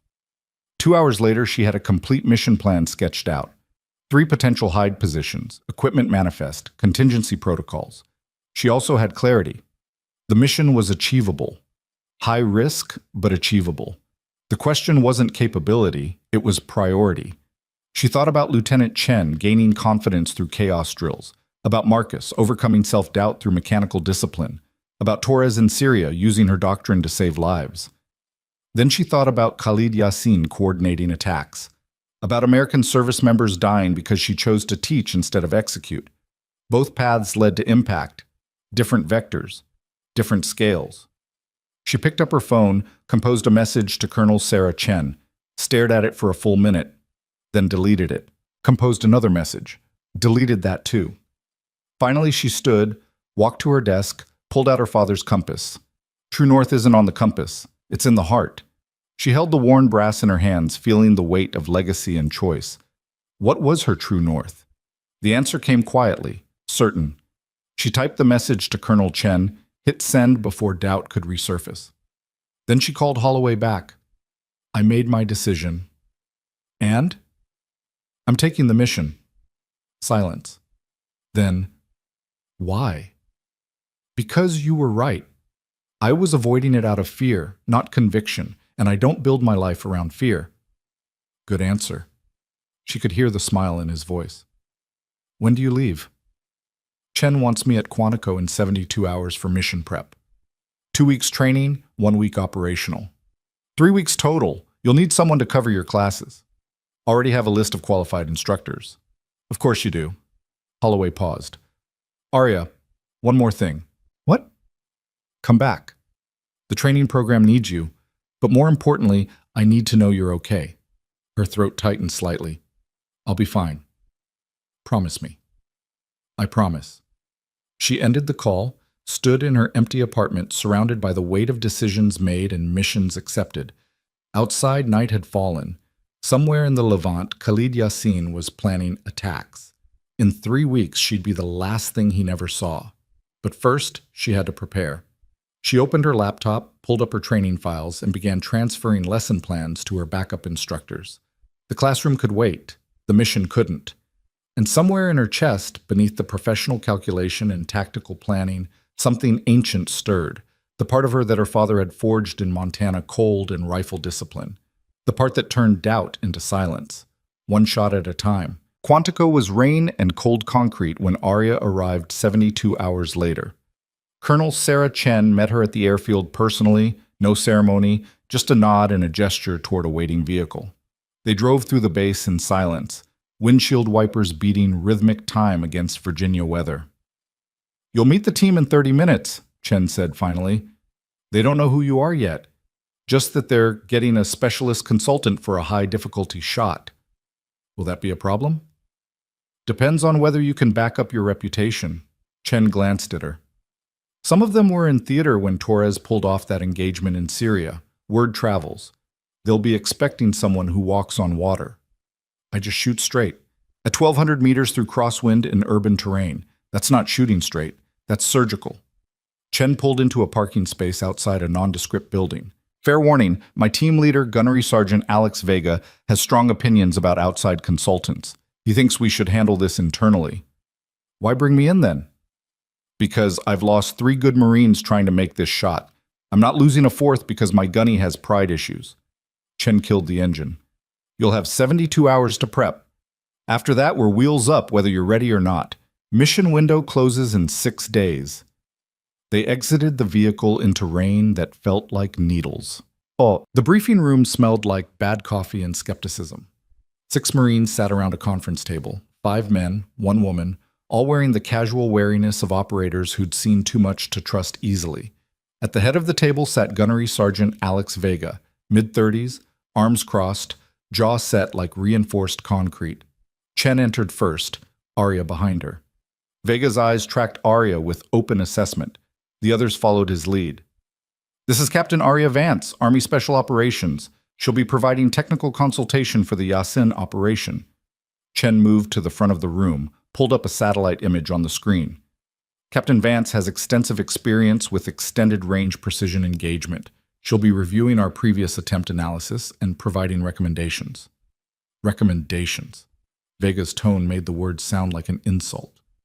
With respect, ma'am, we don't need recommendations. We need a different angle of attack. The shot itself is solid. It's the positioning that's killing us. Arya set her bag down, moved to the table. Show me the previous attempts. One of the Marines, name tape read Kowalski, pulled up 3 mission reports on a laptop. Arya scanned them methodically. First attempt, 1,190 meters. Wind miscalculation. Shot went wide. Target alerted. Pattern changed for 6 weeks. Second attempt, 1,247 meters from elevated hide. Perfect conditions. Shooter's position compromised 30 seconds before firing window. Forced abort, 2 Marines wounded during extraction. Third attempt, 1,180 meters, different approach vector. Target appeared 2 minutes late. Thermal distortion from morning sun made ranging impossible. Mission scrubbed. Arya absorbed the data, mind already running calculations. Who made the shots? First attempt was Corporal Hayes. Vega gestured to a lean man with 1,000-yard eyes. Second was me. Third was Staff Sergeant Diaz. He nodded toward the woman at the table, compact and watchful.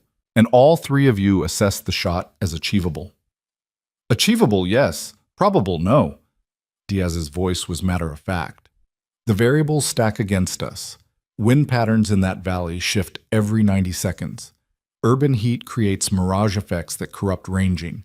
And the target's exposure window is exactly 4 minutes. Miss that window, you're waiting another day while he potentially changes pattern. So the problem isn't the shot, Arya said. It's the environment. The environment is the shot. This from Hayes, his voice quiet but certain. At that distance, you're not shooting at a person. You're shooting at atmospheric conditions that happen to contain a person. Arya looked at him with new respect. That was exactly right. Then we need to control the environment. Vega's expression hardened. Can't control wind, Captain. Can't control thermal distortion. Can't control when the target decides to take his morning coffee.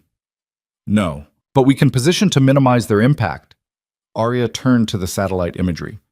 Where were your hides? Kowalski highlighted 3 positions on the map. All elevated, all with clear sightlines to the target balcony, all wrong. These positions optimize for visibility, Arya said slowly, but they maximize environmental interference. You're shooting through the worst possible atmospheric conditions. They're the only positions that give us the angle, Vega countered. They're the only obvious positions. Arya studied the topography, letting her father's training surface. Read the terrain like language. Find what others miss. There's another option. She zoomed in on a section of the map 300 meters west of the previous hides. Lower elevation. Worse sightlines at first glance, but the wind patterns would be different there. The thermal distortion minimal, and the angle to target, while extreme, was geometrically cleaner. That's a compound wall, Vega said flatly. No elevation, no concealment. You'd be shooting through a 6-inch gap between buildings with zero room for error. Yes, that's suicide. That's physics. Arya pulled up a ballistic calculator on her phone. Input the variables. Distance, 1,247 meters. Elevation, minimal. Wind exposure, reduced by urban canyon effect. Thermal distortion, negligible in morning shade. This position turns environmental variables from enemies into neutralizers.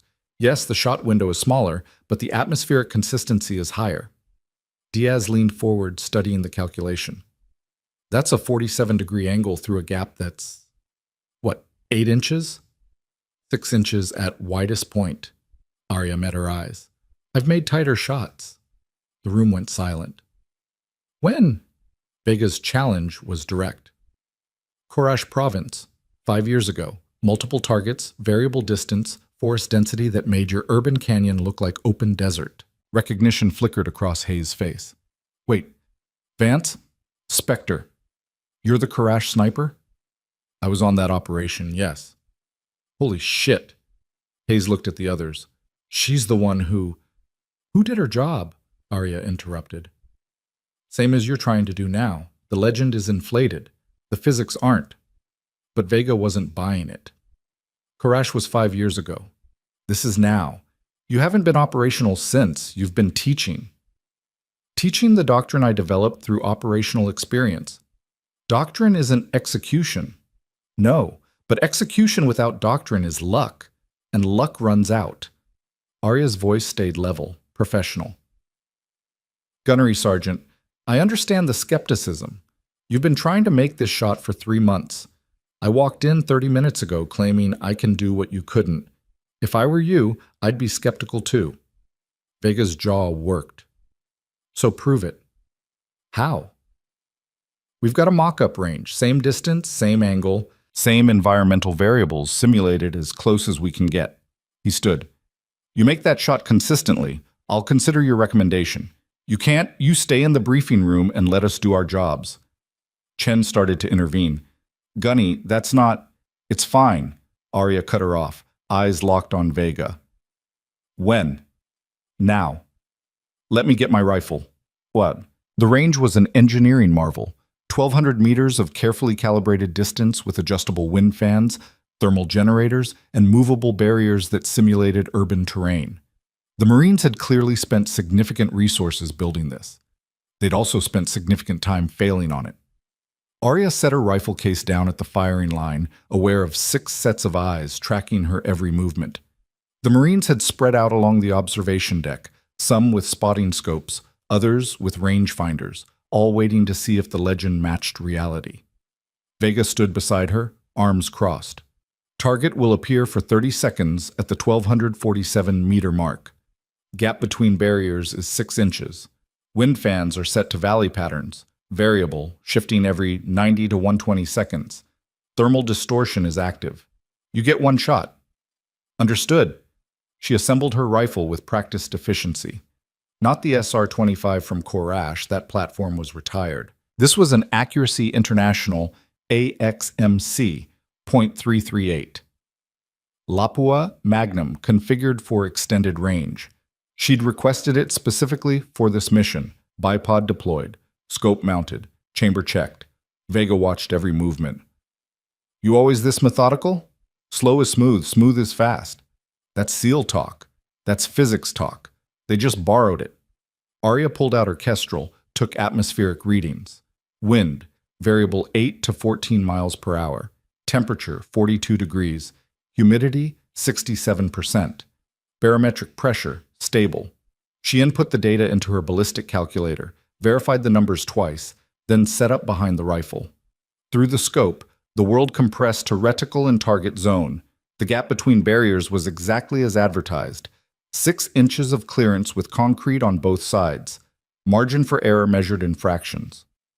Target active in 3, Kowalski called from the control booth. 2, 1. Mark.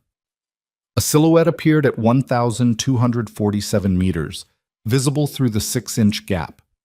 Arya felt the wind against her cheek, counted heartbeats, read the mirage shimmer through the scope, wind shift coming in 5 seconds. She waited. 4 seconds. 3. The wind steadied, just for a moment. Just long enough. Exhale. Squeeze.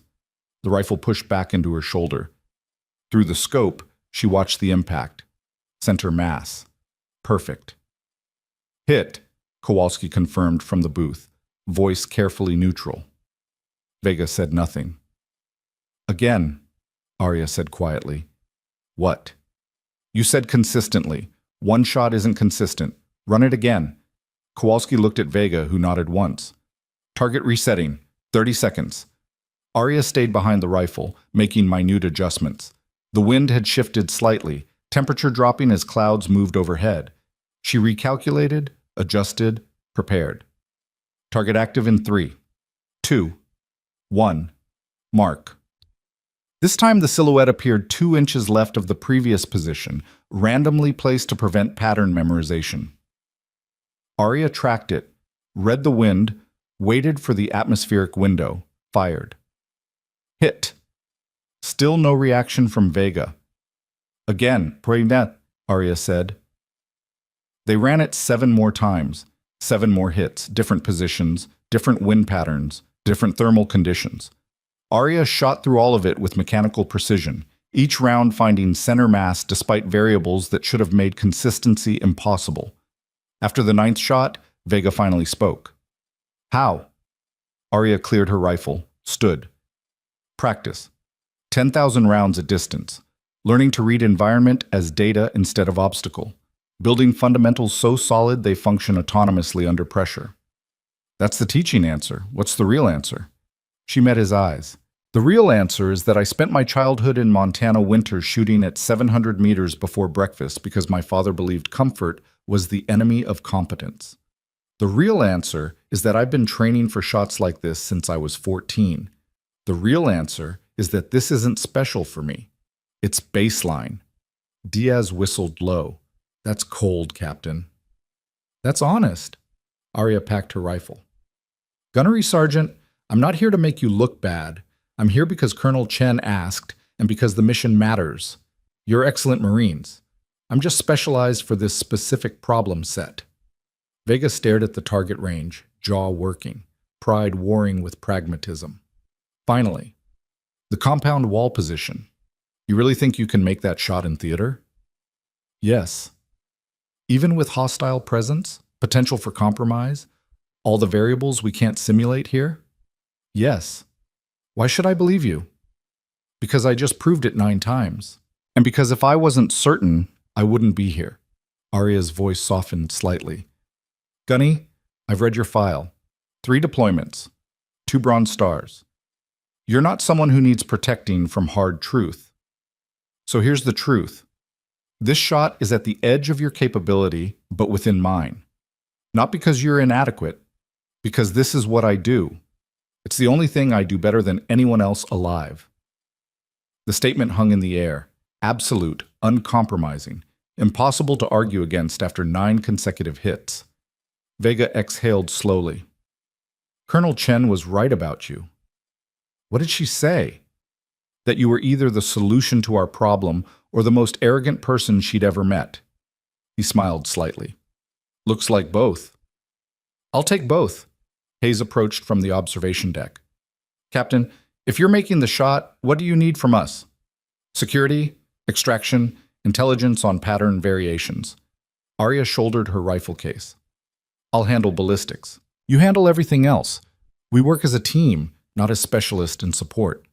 Diaz nodded slowly. That works. Kowalski pulled out a tactical map. Let's talk infiltration routes. That compound wall position is exposed from 3 sides. We'll need to move in pre-dawn, establish security, and hold for potentially hours if the target delays. Agreed. And we need alternate exfil plans. Primary, secondary, tertiary. The team gathered around the map, skepticism replaced by professional focus. Chen watched from the doorway, expression carefully neutral, but eyes showing satisfaction. Vega caught her look, shook his head slightly, then turned back to the planning. The outsider had just become essential personnel. The next 72 hours were exhaustive preparation. Arya worked with the team running infiltration drills, practicing movement under simulated hostile observation, refining communication protocols. She also spent hours alone on the range, shooting under every environmental condition the Marines could simulate. Dawn shots with thermal distortion, dusk shots with shifting light, night shots with infrared targeting. Each session refined her understanding of how the Euphrates Valley would behave. Each round built muscle memory for the specific demands of 1,247 meters through urban terrain. On the second day, Chen pulled her aside after a briefing. You're fitting in better than I expected. They're good operators, easy to work with competent people. Vega respects you now. That's significant. Chen pulled up a classified report on her tablet. But there's something you should know. Intelligence just updated the threat assessment.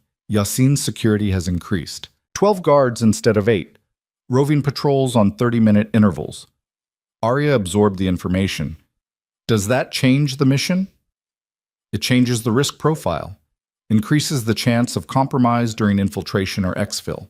JSOC is recommending we abort and wait for a better opportunity. Is there a better opportunity?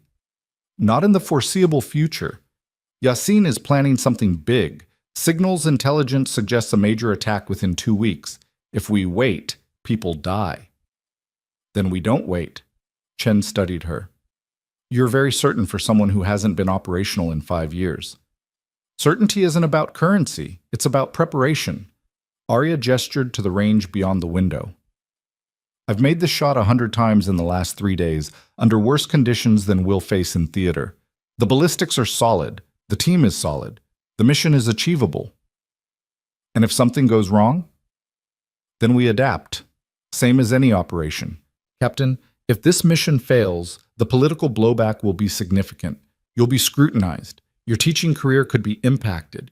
Your Colonel, with respect, I stopped making decisions based on political consequences after Karash Province. Arya's voice was quiet but absolute. I'm here because you asked, and because the mission matters. The rest is noise. Chen nodded slowly.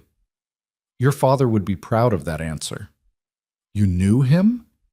Met him once at a conference, 2004.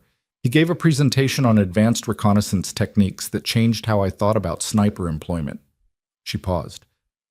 He said something I've never forgotten. The mission doesn't care about your fears. It only cares whether you execute.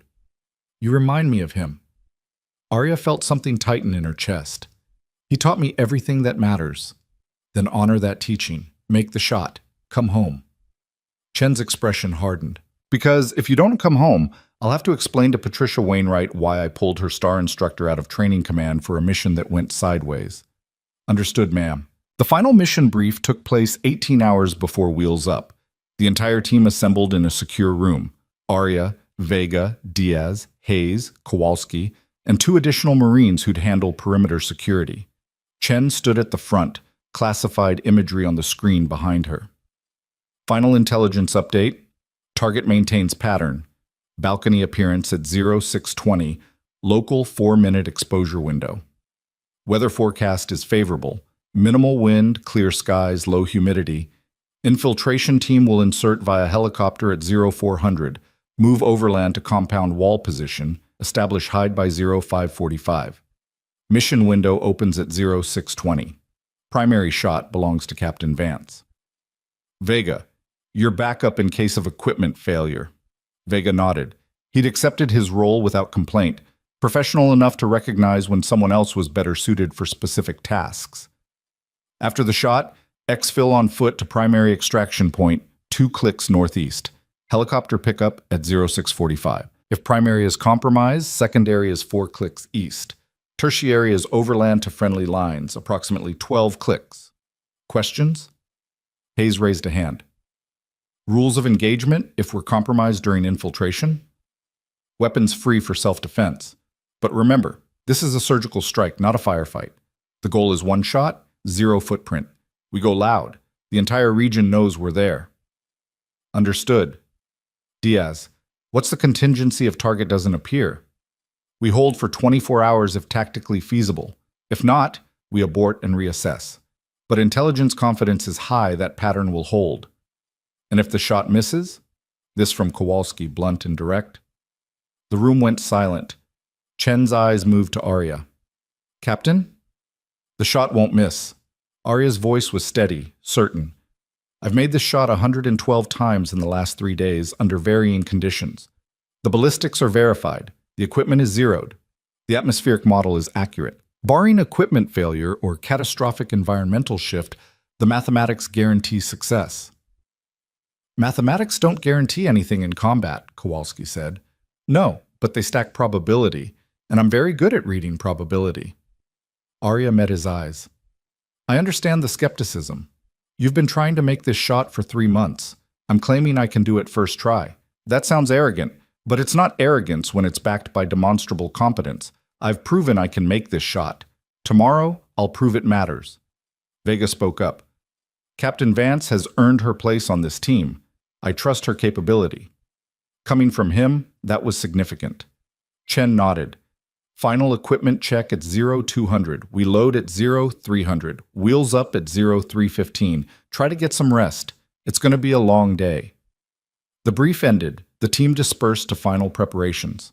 Arya stayed behind, staring at the satellite imagery of the Euphrates Valley. Somewhere in that terrain, Khalid Yassin was planning attacks, living his pattern, unaware that tomorrow morning would be his last. She pulled out her father's compass, held it for a moment.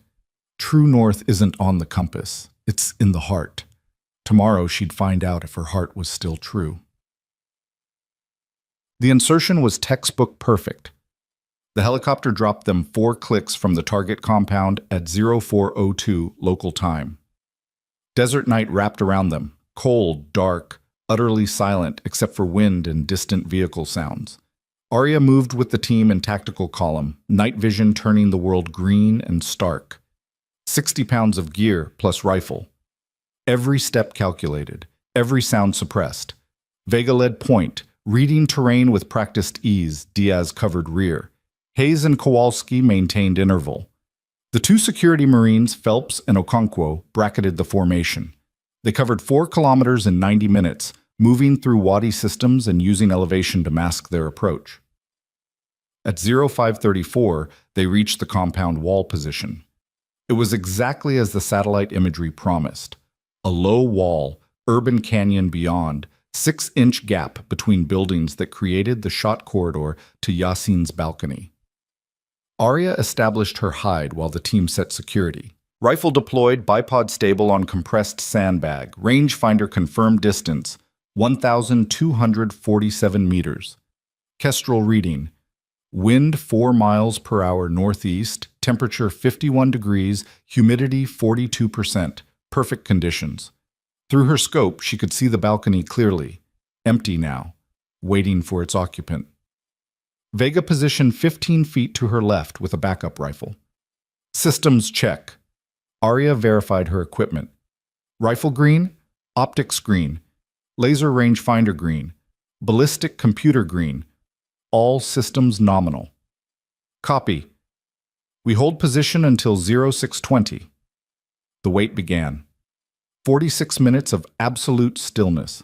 The team maintained security in a loose perimeter, Phelps and Okonkwo watching approaches, Hayes monitoring communications, Kowalski on thermal scanner watching for patrols. Arya controlled her breathing, heart rate dropping into operational mode. This was familiar territory.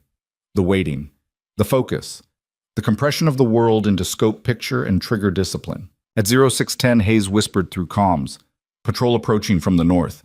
3 hostiles, AK platforms, moving toward our position. Distance? Vega's voice was controlled. 200 meters. They're not searching, just routine patrol. Can we avoid contact? Negative. Their route will bring them within 50 meters of our position. Arya kept her eye on the scope, but her mind calculated implications. 50 meters was danger close. If the patrol spotted them, the mission was blown. If they engaged the patrol, the noise would alert Yasin and change his pattern. No good options. Vega made the decision. Phelps, Okonkwo, prepare to interdict. Suppressed only. If they spot us, we go silent and fast. Understood? Copy. Arya watched through her peripheral vision as Phelps and Okonkwo moved into position, suppressed rifles ready. The patrol came closer. 150 meters. 100. Then they stopped. One of the hostiles lit a cigarette. The 3 of them stood there, talking in Arabic, weapons slung casually, directly in the line between the team and any rapid exfil. They're not moving, Hayes whispered. How long until mission window? Chen's voice came through from command, monitoring via satellite link. Arya checked her watch. 9 minutes. The patrol continued their conversation, laughing about something, completely unaware that 7 heavily armed Americans were 50 meters away. Time compressed. 8 minutes. 7. At 6 minutes, one of the hostiles pointed back toward the compound. They started moving again, heading away from the team position. Patrol clear, Hayes confirmed. We're good. Arya exhaled slowly, returning full focus to the scope. 5 minutes. Through the glass, she could see movement inside the building, lights coming on. Someone preparing for the day. 4 minutes. Her finger moved to the trigger. Not touching yet. Just ready. 3 minutes. The balcony door opened. A figure stepped out holding a coffee cup, looking toward the rising sun. Khalid Yasin. Target acquired, Arya whispered. Confirmed, Vega said, watching through his own scope. Wind? 4 miles per hour, steady, no adjustment needed. Range? 1247, verified. You have the shot. Arya's world collapsed to reticle and breathing. Yasin stood at the balcony railing, sipping coffee, unaware. The gap between buildings framed him perfectly. 6 inches of clearance, but from this angle it was enough. She read the wind against her cheek, felt the temperature, calculated final atmospheric variables, every variable aligned. She exhaled halfway, finger moving to the trigger. Then Yasin's phone rang. He turned away, walking back toward the door, answering the call. He's moving, Vega hissed. I see it. Arya tracked him through the scope. If he went inside, the window closed, pattern broken, mission failed. But Yasin paused at the door, still talking on the phone. Half his body visible, half concealed by the doorframe. Partial target, more difficult shot, but still achievable. Vance, you have 9 seconds before he's inside, Hayes called. Arya recalculated. The angle was tighter now, margin of error smaller, but the mathematics still worked. 7 seconds. She adjusted point of aim to account for the partial exposure. 5 seconds. Yassine laughed at something on the phone, turning slightly back toward the balcony. 3 seconds. The wind held steady. Temperature stable. Atmospheric conditions perfect. 2 seconds. Arya's finger took up trigger slack, pressure building with mechanical precision. 1 second. Yassine stepped fully back onto the balcony, phone still to his ear, completely exposed. Target perfect. Arya exhaled the last of her breath and squeezed the trigger. The rifle pushed back into her shoulder, suppressed report still loud in the quiet dawn. Through the scope, she watched the bullet travel across 1,247 meters of space, cutting through morning air with mathematical certainty. Impact was center mass, exactly as calculated. Yassine dropped the phone, collapsed against the balcony railing, and fell. Target down, Vega confirmed. Confirmed kill, Arya said quietly. For 3 seconds, nothing happened. Then chaos erupted in the compound, shouting, running figures, someone screaming for a medic, but Yassine wasn't getting up. Exfil now, Vega ordered. Move, move, move. The team collapsed their position with practiced efficiency. Arya broke down her rifle, packed it, moved with the others through the urban canyon toward the extraction point.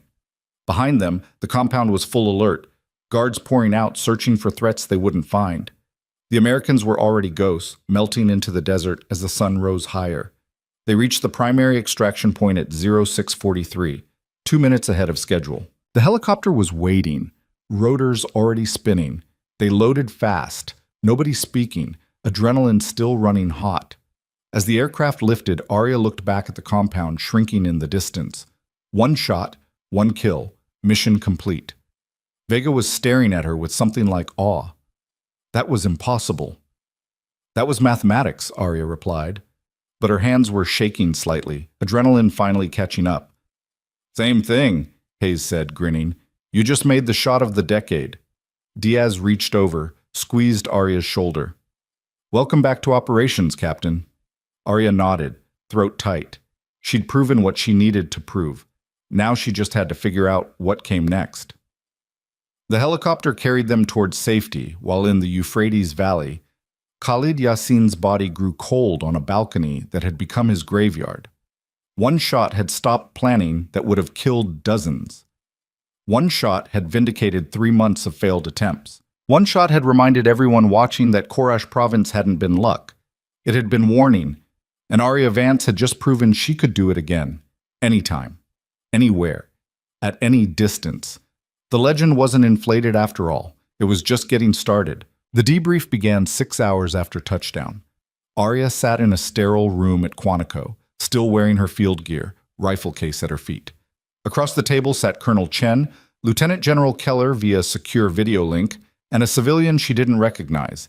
Mid-50s, expensive suit, Pentagon credentials that said, Special Assistant to the Secretary of Defense. The civilian spoke first. Captain Vance, I'm Richard Drummond. I've been reviewing the operational footage from this morning's engagement.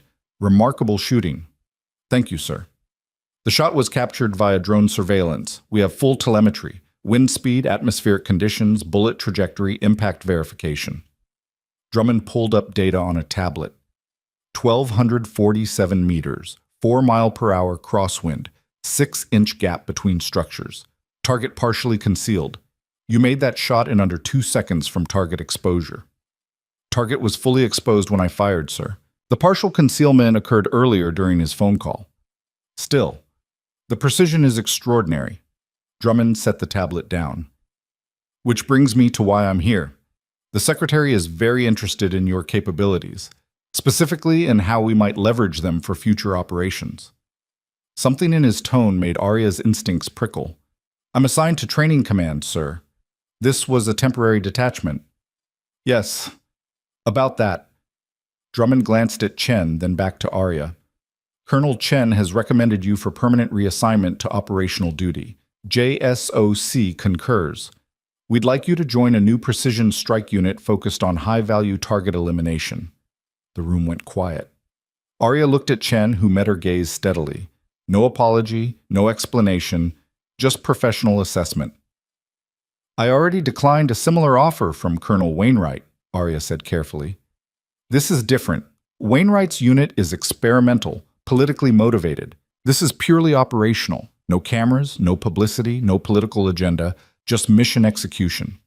Drummond leaned forward. Captain, you're the most effective long-range precision shooter currently active. We need that capability deployed, not teaching. Teaching force multiplies impact.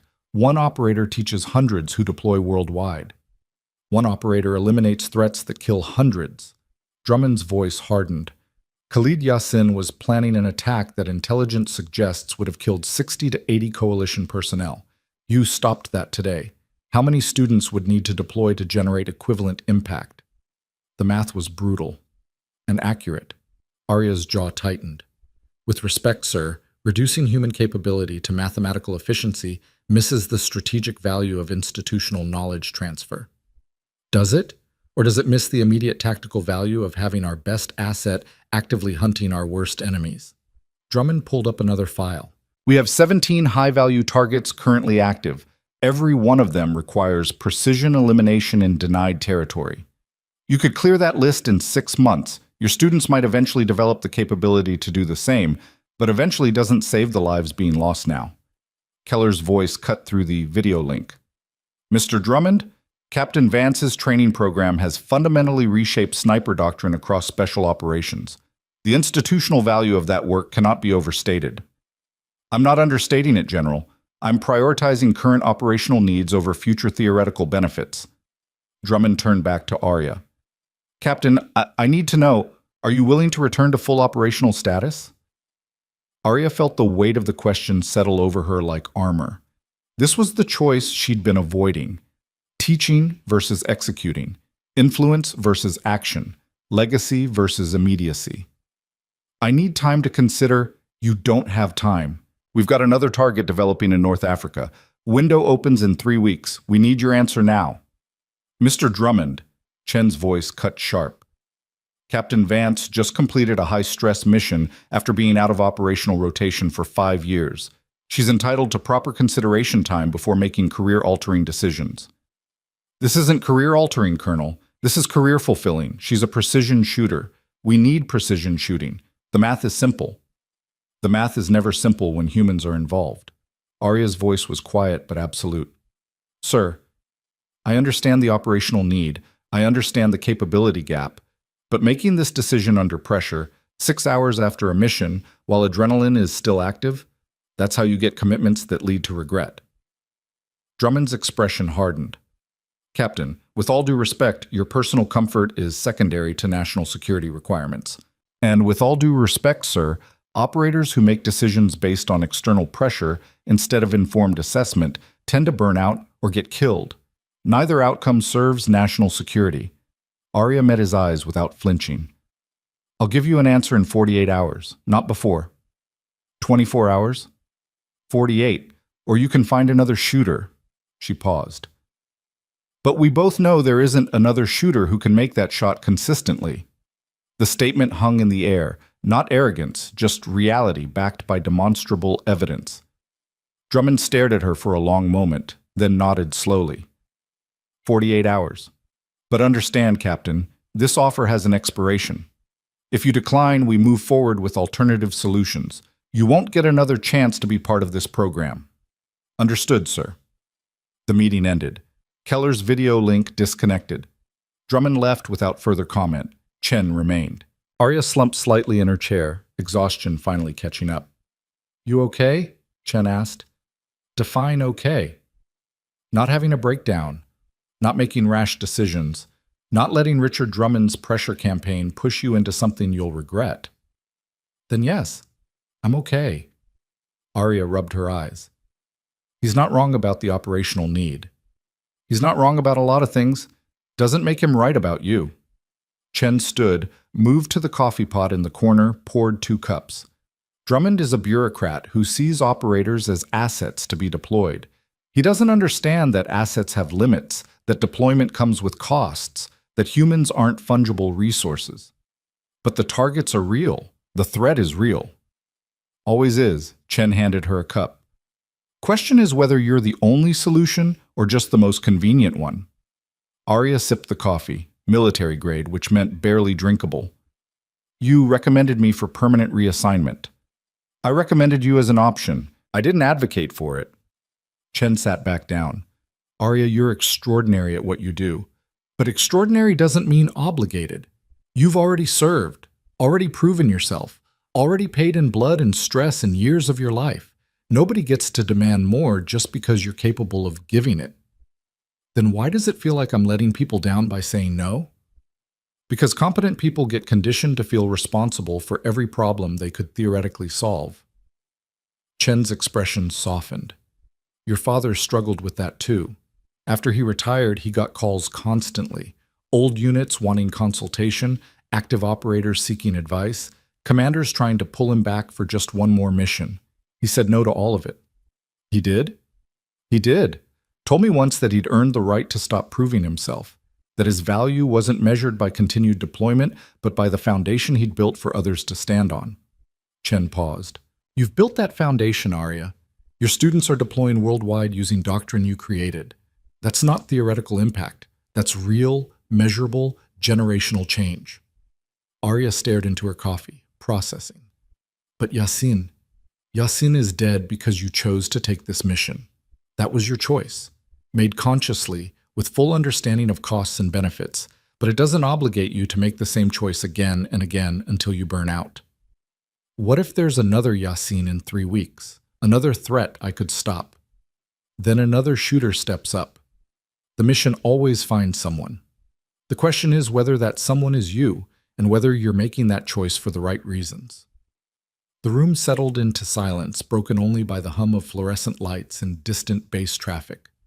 Finally, Arya said, Drummond mentioned you recommended me, but you don't actually want me to accept, do you? Chen smiled slightly. I want you to make the choice that serves you, not the choice that serves Richard Drummond's operational efficiency metrics. If that's accepting, I'll support it completely. If that's declining, I'll support that too. But I won't pretend the costs aren't real either way. What costs? Accepting means giving up teaching, giving up stability, giving up any semblance of normal life. You'll deploy constantly, live under pressure, and carry the weight of every target you hit and every one you miss. That's the sharp end. It breaks people. And declining? Declining means living with the knowledge that you could have done more, that somewhere, targets you could have eliminated are still operating, that maybe, if you'd said yes, some specific attack wouldn't have happened. Chen's voice was matter of fact. That's the cost of stepping back. The what-ifs, they don't go away just because your choice was rational. Arya absorbed that brutal honesty. So either way, I lose something. Welcome to leadership. Every decision has cost. The question is which costs you can live with. Arya left the debriefing facility as evening fell over Quantico. She'd been awake for 26 hours straight. Insertion prep, mission execution, extraction, debrief. Her body screamed for sleep, but her mind wouldn't settle. She found herself at the base chapel, not for religious purposes, but because it was quiet and empty. Sat in the back pew, rifle case beside her, staring at stained glass that caught the last light of day. Her phone buzzed. Text from Holloway. Heard the mission was successful. Also heard Drummond made you an offer. Call me. She considered ignoring it, but Holloway had earned straight communication. She stepped outside, dialed. He answered on the first ring. You okay? Physically? Yes. Mentally? Processing? Drummond's pushing for operational reassignment. You're well informed. Keller called me. He's concerned Drummond is using your success today to pressure you into something you don't want. Holloway paused. Are you being pressured? Aggressively? And how are you feeling about it? Arya leaned against the chapel wall, watching clouds catch fire in the sunset. Conflicted. The mission felt right. Clean execution, clear purpose, measurable impact. Part of me wants more of that. And the other part? The other part remembers why I chose teaching, The force multiplication, the generational impact, the fact that I can shape hundreds of careers instead of just executing my own. Both things can be true. That's what Chen said, but they can't both be pursued simultaneously. I have to choose. Holloway was quiet for a moment, then, "Tell me about the shot." The subject change caught her off guard. "What about it?" "Walk me through it. The setup, the execution, the feeling when you pulled the trigger." Arya closed her eyes, reconstructing the moment. Target appeared at 0620, answered his phone, moved toward the door. I tracked him, waiting for full exposure. He stepped back onto the balcony 11 seconds into the window. Wind was stable, atmospheric conditions perfect. I had maybe 2 seconds of optimal targeting before he could move again. What were you thinking in those 2 seconds? Nothing. That's the point. Thinking slows you down. I was just executing. Wind read, distance verified, trigger squeeze. Pure mechanics. And after, when he went down? Relief, confirmation, then immediate focus on exfil. There wasn't time for reflection until the helicopter. So in the moment, it was clean, automatic. No doubt, no hesitation, no second guessing. Yes. That's what you're missing, isn't it? That clarity, that absolute certainty of purpose. The observation hit hard because it was accurate. Maybe. Teaching doesn't give you that. Teaching is ambiguous, slow developing, uncertain. You put in the work and hope it translates years down the line. But you never really know if you changed someone's life or just added noise to their training. That's not fair to teaching. I'm not being fair. I'm being honest. Holloway's voice was gentle but relentless. Arya, I've watched you for 5 years. You're extraordinary at teaching. You've reshaped doctrine, influenced hundreds of operators, built programs that will outlast your career. But I've also watched you struggle with the ambiguity, with not knowing if your impact is real or just theoretical. So you think I should accept Drummond's offer? I think you should stop trying to logic your way into the right answer and admit what your gut is telling you. Arya opened her eyes, staring at the darkening sky. My gut says I want both. I want the clarity of execution and the scale of teaching. I want to make shots that save lives today and build shooters who save lives tomorrow. Can't have both. Not simultaneously. I know. So which one matters more? The question hung there, simple and impossible. Arya thought about Lieutenant Chen gaining confidence, about Marcus overcoming doubt, about Torres in Syria using her doctrine to save 4 Marines. Then she thought about Khalid Yassin planning attacks that would have killed dozens, about the 17 other targets Drummond mentioned, about the immediate, measurable, undeniable impact of precision elimination. I don't know, she admitted quietly. Then figure it out. Because in 48 hours, you're going to have to commit one way or another, and whichever you choose, you're going to have to live with the costs. Helpful, she said dryly. I'm not here to be helpful. I'm here to tell you the truth. He paused. But for what it's worth. I've seen you teach. I've seen you operate. You're elite at both. The question isn't capability. It's sustainability. Which one can you do for the next decade without burning out or losing yourself? And you think operating will burn me out? I think operating at the level Drummond wants will consume you completely. You'll deploy constantly, live under pressure, and carry weight that accumulates until it crushes you. I've seen it happen to operators who aren't half as driven as you are. They break. Or they become something cold and mechanical that executes missions perfectly but stops being human. You don't think I can handle it? I think you can handle anything for a while. Question is whether you want to spend your 30s and 40s handling it or whether you want to build something that outlasts you. Arya absorbed that, throat tight. 48 hours, Holloway said finally. Use them. And whatever you decide, I'll support you. But don't decide based on obligation or pressure or what Richard Drummond thinks national security requires. Decide based on what Arya Vance wants her life to look like in 10 years. The call ended. Arya stood alone outside the chapel as full darkness fell, holding a phone that felt like a grenade with the pin pulled. 48 hours. She headed back to temporary quarters, mind churning. The next morning brought clarity in an unexpected form. Arya was running pre-dawn laps around the base perimeter. Old habit, thinking while moving, when she encountered Gunnery Sergeant Vega doing the same. They fell into step together, running in silence for half a mile before Vega spoke. "Heard Drummond made you an offer. News travels fast." "Small community? Good news travels faster." He glanced at her. "Are you taking it?" "Still deciding." "Can I offer unsolicited advice?" "Can I stop you?" He smiled. "No, ma'am. Here it is. Don't do it." That caught her off guard. "Why not? You saw what I can do. You know the operational value." "I did. I do. And that's exactly why you shouldn't do it." Vega adjusted his pace slightly. "I've been operational for 12 years, 6 deployments, more missions than I can count. Know what I've learned?" "What?" "That being the best at something doesn't obligate you to do it forever. That capability doesn't equal destiny. That sometimes the most valuable thing an elite operator can do is step back and build the next generation." They ran past the obstacle course, empty in the pre-dawn darkness. "I'm stepping back in 3 months," Vega continued. "Retiring at 36. Got offers to stay, to consult, to do private contracting. Turned them all down." "Why?" "Because I've got a daughter who's 7 years old and barely knows me. Because I've spent 12 years proving I'm the best at what I do, and proving it again won't change anything. Because legacy isn't about how long you operate. It's about what you build that lasts after you're gone." Arya processed that. "Drummond would say you're wasting your talent." Drummond measures value in immediate tactical output. But there's strategic value in knowing when to stop, in recognizing that your contribution might be bigger if you change how you contribute. He slowed to a walk, breathing controlled. "Ma'am, yesterday's mission, that was perfect execution. You saved lives, eliminated a threat, proved your capability, but you've been proving that capability for 5 years through teaching.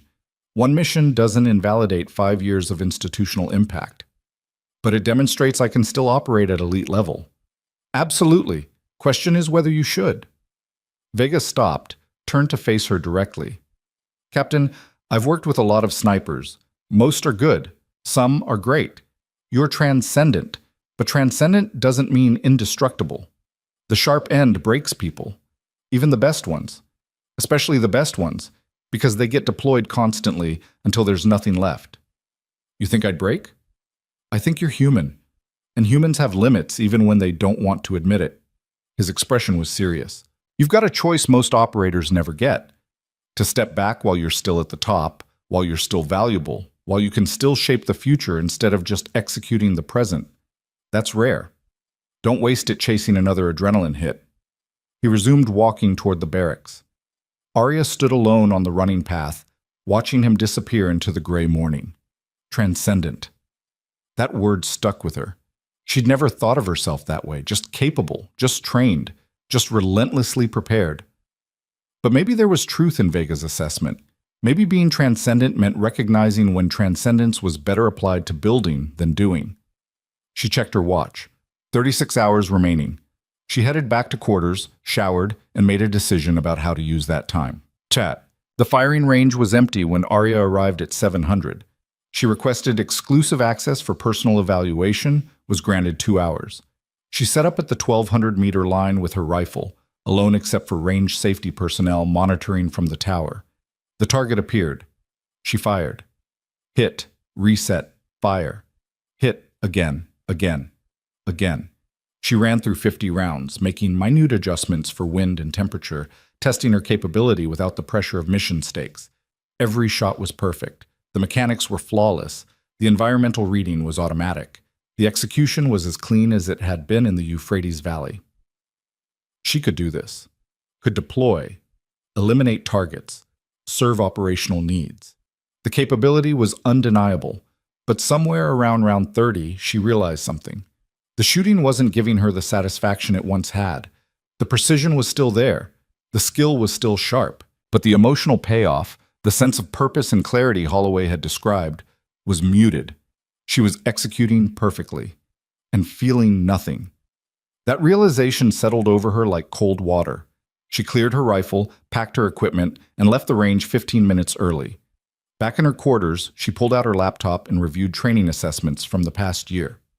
Student evaluations, performance metrics, feedback from graduates now deployed worldwide. Lieutenant Chen's progression from doubt to confidence, Marcus's transformation from freezing under pressure to consistent execution, Torres's successful engagement in Syria using doctrine Arya had taught him. 37 other students showing measurable improvement in tactical decision-making, environmental reading, and precision execution. The data was comprehensive, undeniable.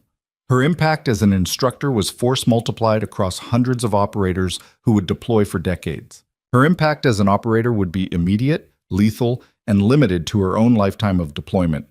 Different scales, different time frames, different legacies. She thought about her father's compass. True north isn't on the compass, it's in the heart. Where was her heart pointing? She closed the laptop and sat in silence, letting the question breathe. The answer came quietly, certainly. She picked up her phone and composed a message to Richard Drummond. Read it twice, modified one sentence, read it again, then hit send before doubt could resurface. The response came within 5 minutes. Arya exhaled slowly, feeling something settle in her chest that had been churning for 36 hours. Decision made. Path chosen. Now she just had to live with the consequences. The final debrief took place that afternoon. Drummond appeared via video link, expression carefully neutral. Chen sat across from Arya, present but silent. Keller was also on the link, observing. Captain Vance, Drummond began, I've received your message. Before we finalize anything, I want to give you one more opportunity to reconsider. That won't be necessary, sir. The operational need is significant. The capability gap is real. You're declining to serve when your country needs you most. With respect, sir, I'm not declining to serve. I'm choosing how I serve. Arya's voice was calm, certain. My answer is final. I'm remaining in training command. Drummond's jaw tightened. You understand this opportunity won't be available again? I understand. I'm choosing to prioritize institutional impact over individual deployment. Institutional impact is theoretical. Operational deployment is real. Institutional impact is generational. Operational deployment is temporal. Arya met his eyes through the screen. Sir, I eliminated Khalid Yassin yesterday. That was important. But the doctrine I've built has enabled hundreds of operators to eliminate hundreds of threats. The mathematics favor teaching. The mathematics favor having our best asset actively hunting our worst enemies. The mathematics favor creating hundreds of highly capable assets instead of burning out one transcendent one. She paused. I've made my decision, Mr. Drummond. You can accept it or find another shooter, but I won't be pressured into sacrificing long-term strategic value for short-term tactical convenience. The statement hung in the digital air between them. Drummond stared at her for a long moment, then nodded slowly. You're certain? Absolutely. Then this conversation is concluded. Thank you for your service on the Yassin operation. You're released back to training command effective immediately. The link terminated. Chen smiled slightly. That was well handled. Was it? I just told a senior Pentagon official that his operational priorities are wrong. You told him that your assessment of how you can best serve differs from his. That's not insubordination. That's professional judgment. Chen stood. You made the right choice, Arya. Not the easy one, but the right one. Keller's link was still active. His voice came through. Captain Vance, for the record, I agree with your decision. The training program needs you more than operational deployment does. And for what it's worth, your father would be proud of that choice. Arya's throat tightened. Thank you, sir. Safe travels back to Bragg. And Captain, next time someone tries to pressure you into compromising your professional judgment, tell them to call me first. The link disconnected. Arya sat alone with Chen in the debriefing room, feeling the weight of decision settle into certainty. When do I fly back? She asked. Tomorrow morning. 0800 departure. Chen paused. Are you okay? I'm certain. That's better than okay. Certainty is a luxury most people never experience. Hold on to it. Chen moved toward the door, stopped. One more thing. Vega wanted me to tell you something. What? That you reminded him why he joined the Marines in the first place. Not to be the best operator, to build something that lasts longer than individual deployment. Chen smiled. He said you're going to change this profession. Already have, actually, but you'll change it more. No pressure. All the pressure. But you've proven you can handle it. Chen left. Arya remained in the empty room, surrounded by classified materials and mission records that would be sealed and forgotten. But the impact wouldn't be forgotten. Khalid Yassin was dead because she'd chosen to take the mission. Hundreds of operators were better because she'd chosen to teach them. Both things were true. Both things mattered. But only one was sustainable for the next decade of her life. She'd chosen sustainability over adrenaline, legacy over immediacy, foundation over execution, and for the first time in weeks she felt absolutely certain that choice was right. The flight back to Bragg the next morning was quiet, uneventful. Arya spent most of it reviewing training curricula, making notes on updates she wanted to implement based on lessons from the Yassin mission. Environmental reading protocols needed refinement. Urban shooting doctrine required expansion. Stress inoculation methods could be enhanced. Her mind was already back in teaching mode, processing operational experience into transferable knowledge. The plane touched down at 14:30. She collected her gear, cleared base security, and headed straight to the training facility. Her assistant instructor, Captain James Riley, looked up in surprise as she entered the office. "Ma'am, didn't expect you back until next week. Mission concluded early. Anything urgent?" "Lieutenant Chen has been running your advanced classes. Marcus passed his final qualification yesterday, 97% accuracy under chaos conditions. And you've got a stack of messages from former students deployed overseas." Arya felt something warm settle in her chest. "Good. Schedule a meeting with Chen tomorrow. I want to hear about Marcus's progression, and send me those messages." "Will do. Also, Colonel Wainwright called 3 times, said she needs to speak with you urgently." Arya sighed. Of course she did. Word of the Yassin mission would have reached JSOC by now. Wainwright would be making another recruitment push. "Tell her I'll call back Monday. Right now I need to prep next week's curriculum." Riley nodded, already pulling up schedules. Arya settled behind her desk, surrounded by familiar chaos. Training manuals, equipment catalogs, student evaluation forms. The mundane machinery of teaching. It felt right, not exciting, not dramatic, just right. Her phone buzzed. Text from Holloway. "Heard you decline Drummond's offer. Proud of you. Dinner tonight to celebrate?" She smiled, typed back 0700. "Sit. Your choice of location." "I'm buying. Deal. See you then." She set the phone down and turned to her computer, pulling up lesson plans that needed updating. Outside, students were running drills. The distant crack of rifles, the cadence of instructors calling corrections, the familiar rhythm of competence being built one repetition at a time. This was her battlefield now. Not as dramatic as the Euphrates Valley, not as immediate as trigger squeeze and ballistic solution, but just as important, maybe more so. Because every student she trained would deploy with doctrine she'd built, methods she'd refined, capabilities she'd transferred. They'd make shots she'd never know about, save lives she'd never meet, stop threats she'd never see. That was force multiplication. That was legacy. That was true north. And Arya Vance had finally found her way there. The compass had been right all along. The direction wasn't on the instrument, it was in the heart. And her heart had chosen to build rather than just execute, to teach rather than just perform, to create hundreds of precision shooters rather than being just one. The choice was made. The path was clear. And for the first time in years, she felt completely at peace with where she stood. The weeks that followed carried the rhythm of renewal. Arya threw herself back into teaching with intensity that surprised even her closest colleagues. She revised curricula based on lessons from the Yassin operation, incorporated urban shooting protocols into advanced training, and personally mentored students who showed exceptional promise but struggled with confidence. Lieutenant Chen was one of them. 3 weeks after Arya's return, Chen approached her during a break between range sessions. The young officer's bearing had changed, shoulders squared, voice steady, eyes clear.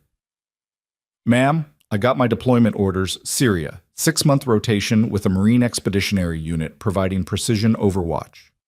Arya felt pride surge through her chest. "Congratulations, you've earned it." "I'm terrified," Chen admitted. But the good kind of terrified.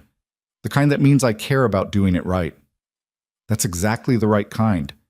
Arya pulled out a small notebook from her chest rig, wrote something, tore out the page. My father gave me this before my first deployment. I'm passing it to you. Chen read the handwritten note. Fear is data. Use it to sharpen your focus, not dull your edge. Trust your training. Trust yourself. Come home safe. Her eyes glistened. Thank you, ma'am. Don't thank me. Just execute. And when you come back, teach the next generation what you learned. Arya paused. That's how this works. We build each other up, one operator at a time. Chen nodded, carefully folding the note and tucking it into her own gear. Arya watched her walk back to the range, remembering her own first deployment.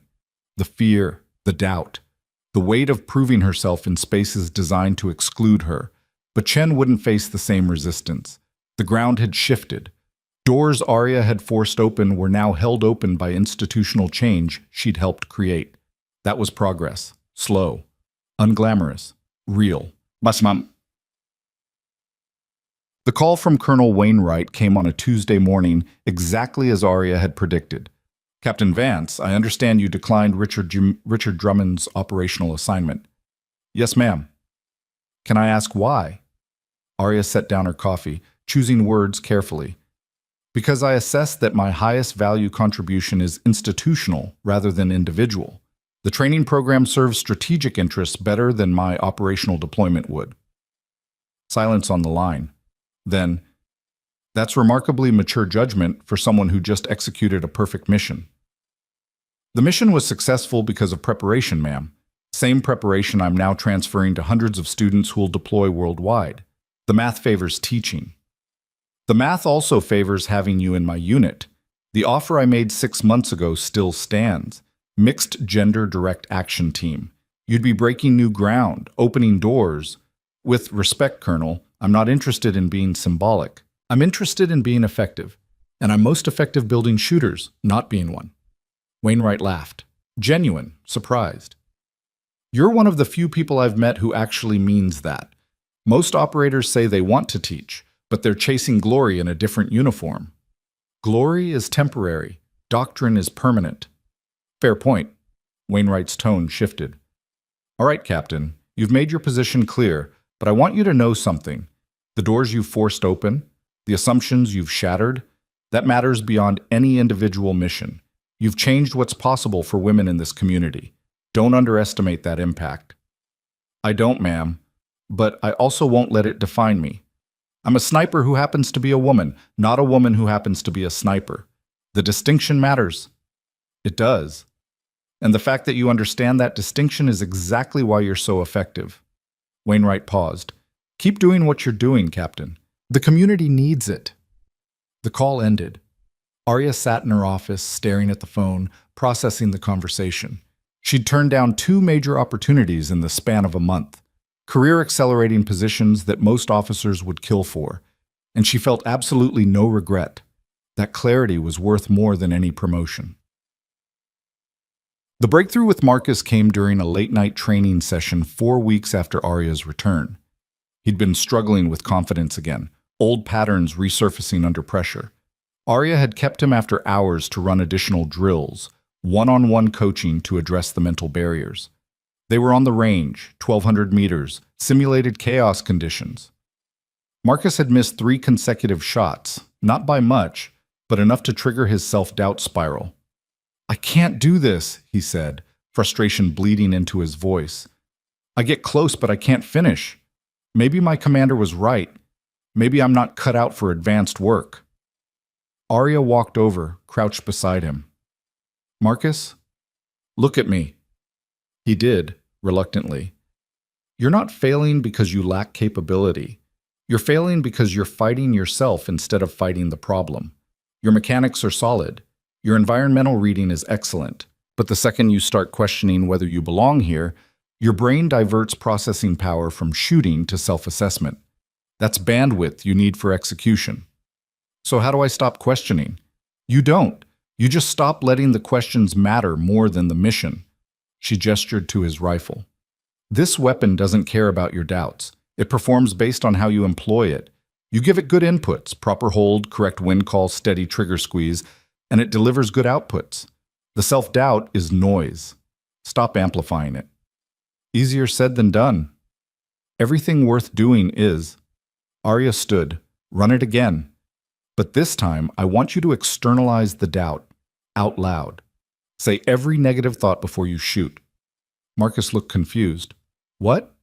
Seriously, I want to hear every doubt, every fear, every criticism you're directing at yourself. Externalize it so it's not bouncing around in your head, taking up space. He positioned behind the rifle, clearly uncomfortable. This is weird. Do it anyway. Marcus settled into position, took a breath. I'm gonna miss. I always miss when it matters. My commander thinks I'm weak. Maybe I am weak. Maybe I don't belong. Good. Keep going. Set up the shot. I can't make this shot. It's too hard. I'm not good enough. Wind call. 8 miles per hour northeast, but I'll probably read it wrong. Distance. 1,200 meters. Elevation compensated. But I'll screw up the trigger squeeze like always. Fire when ready. Marcus continued muttering doubts while setting up the shot, adjusting position, reading environment, preparing to execute. Then he went quiet. Exhaled. Squeezed the trigger. Through her spotting scope, Arya watched the impact. Center mass. Perfect hit.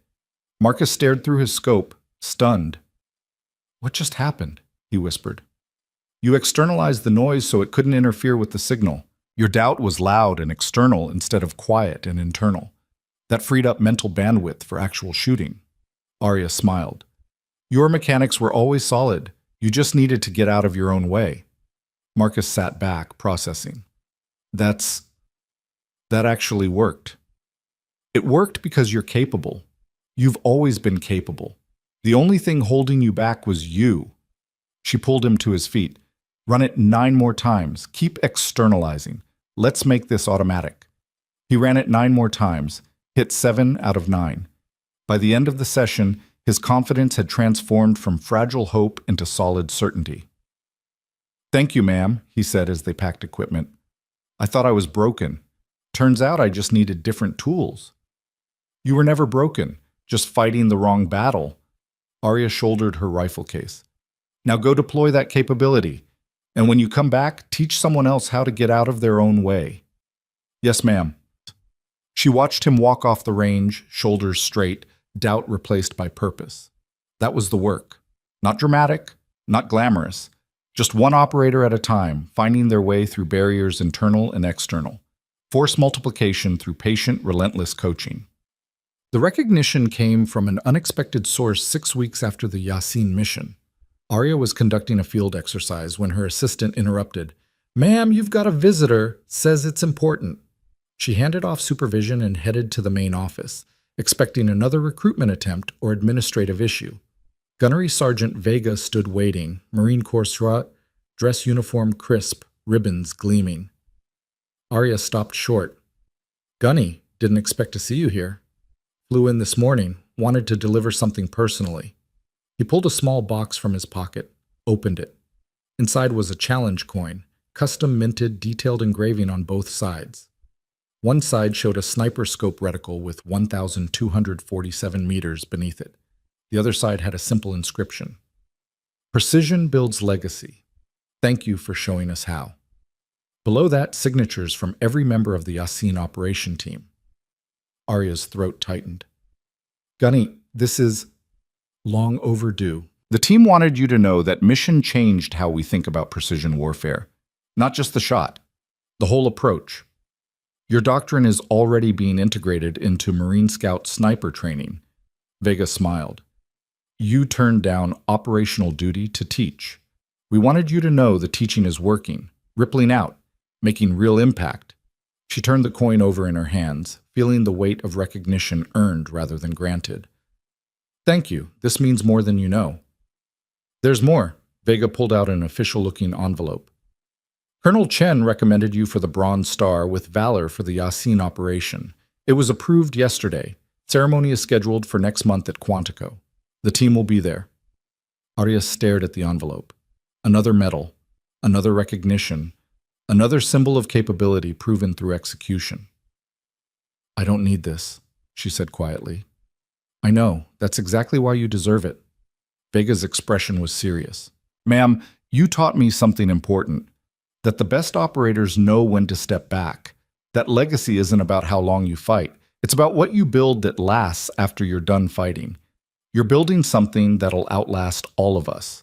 This medal just acknowledges what everyone already knows. You're not just a great shooter, you're a great leader. He saluted, crisp and formal. Arya returned it, emotion pressing against her chest. Vega left. She stood alone in the office, holding a challenge coin and an envelope that represented paths not taken and choices made. The Bronze Star was for the Yasin mission, for operational excellence, for being the best at executing violence with precision. But the challenge coin was for teaching, for doctrine, for building the next generation. One recognized what she could do, the other recognized what she was doing. She knew which one mattered more. The confrontation with Richard Drummond came 3 months after the Yasin mission during a high-level conference at the Pentagon. Arya had been invited to present on advanced precision warfare doctrine, her training methodology, recent innovations, measurable impact on operational effectiveness across multiple theaters. The presentation went well. Senior officers asked technical questions. Analysts requested detailed data. The response was uniformly positive, except from one person. Richard Drummond sat in the back, arms crossed, expression carefully neutral. After the presentation, as people filed out, he approached. Captain Vance, impressive presentation. Thank you, sir. The training metrics are compelling. Improved accuracy scores, better environmental reading, faster target acquisition. He paused. But metrics aren't missions. PowerPoint slides don't stop attacks. Arya recognized the challenge. No, sir. But operators I've trained have stopped 17 confirmed attacks in the last 6 months using doctrine I developed. Those are missions, real ones. 17 attacks stopped by people you taught. 1 attack stopped by you personally. The math still favors you operating instead of teaching. The math favors sustainable impact over individual glory, sir. Drummond's expression hardened. Is that what you think I'm about?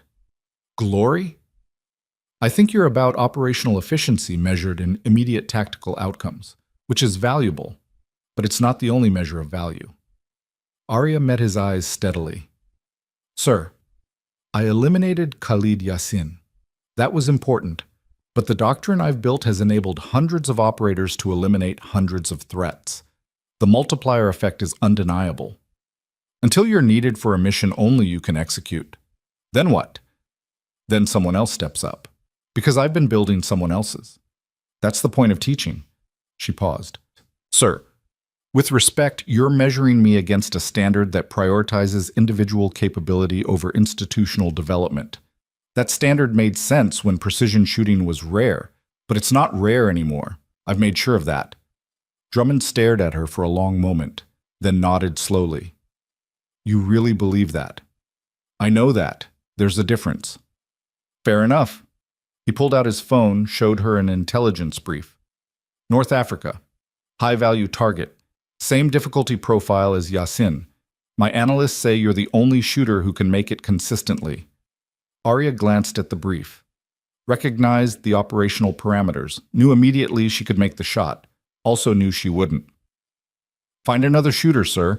Train them to my standard. Give them the resources and preparation time I had. They'll make it. And if they don't? If the target escapes and people die, then you learn from the failure, adjust the approach, and try again. Same as any mission. But you don't come back to me asking for exceptions to the choice I've already made. Even if that choice costs lives? Even then. Because the alternative, constantly pulling me out of teaching for just one more mission, costs more lives long-term through degraded institutional capability. Arya's voice remained calm, absolute. Sir, I respect your position, but you need to respect mine. I'm not operational anymore. I'm institutional. That's where my value lies now. Drummond studied her carefully. Then, surprisingly, he smiled. You know what, Captain? I disagree with your choice. I think you're wasting talent, but I respect the conviction behind it. He extended his hand. Good luck with your training program. She shook it. Thank you, sir. He walked away. Arya stood in the Pentagon corridor surrounded by power brokers and decision-makers who measured success in stars and selections. She measured it differently now, in students deployed, in doctrine adopted, in operators trained to her standard who'd go on to train others. That was success, quieter than operational glory, more sustainable than individual achievement, more important than any medal. But the ceremony at Quantico brought unexpected closure. The Bronze Star presentation was formal, professional, attended by senior Marine Corps leadership and the full Yasin operation team. Arya stood at attention while her citation was read aloud, details of the mission, the shot, the impact. When the medal was pinned to her uniform, the room erupted in applause. She accepted it with the grace expected of officers, shook hands with generals, posed for official photographs. But the moment that mattered came afterward, during the informal reception. Colonel Sarah Chen approached, champagne glass in hand. How does it feel? Validating. Also slightly absurd. Arya gestured at the medal. I made one shot. My students make hundreds. But yours was transcendent. Theirs are merely excellent. Chen smiled. That's why this matters. It acknowledges that sometimes individual excellence creates templates others can follow. You didn't just make a difficult shot. You proved it was possible. That changes what people attempt. I'd rather be known for teaching than shooting. You're known for both. Accept it. Chen raised her glass. To Captain Arya Vance, sniper, instructor, legend who refuses to act like one. They drank. Across the room, Vega was telling war stories to young Marines who listened with rapt attention. Hayes and Diaz were comparing notes with Army snipers about methodology refinements. Kowalski was arguing good-naturedly with a Navy SEAL about optimal hide positioning. The community doing what it did best, learning from each other, building on shared experience, elevating collective capability. Arya watched it all with quiet satisfaction. This was her legacy. Not individual medals or operational accolades, but a community that valued precision, embraced innovation, and understood that teaching excellence mattered as much as executing it. Lieutenant General Keller approached, 2 stars gleaming. Captain Vance? She straightened. Sir, walk with me. They moved to a quiet corner of the reception hall, away from the crowd. I wanted to tell you something, Keller said. 5 years ago, after Korash Province, I fought hard to make sure your performance was recognized as tactical brilliance rather than political symbolism. I did that because you deserved it, but also because I knew you'd face resistance your entire career, people questioning your presence, your capability, your right to be in these spaces. I'm aware, sir. I'm sure you are. What you might not be aware of is how much that resistance has diminished. Not disappeared, but diminished significantly. He gestured to the room. You see those young officers? Marine lieutenants, Army captains, Navy ensigns? Half of them are women. 5 years ago, there were 2. That's progress. Real, measurable progress. And it happened because people like you forced the door open and held it there long enough for others to walk through. Arya felt emotion press against her throat. Sir, I just did my job. No. You did more than your job. You changed the institution. Keller's expression was serious. Captain, I'm retiring in 6 months, 40 years of service. In that time, I've seen a lot of changes. Most of them superficial. Yours isn't. You fundamentally reshaped how we develop precision shooters and how we think about who can do this work. That's generational impact. Don't minimize it. I won't, sir. Good. He pulled an envelope from his jacket.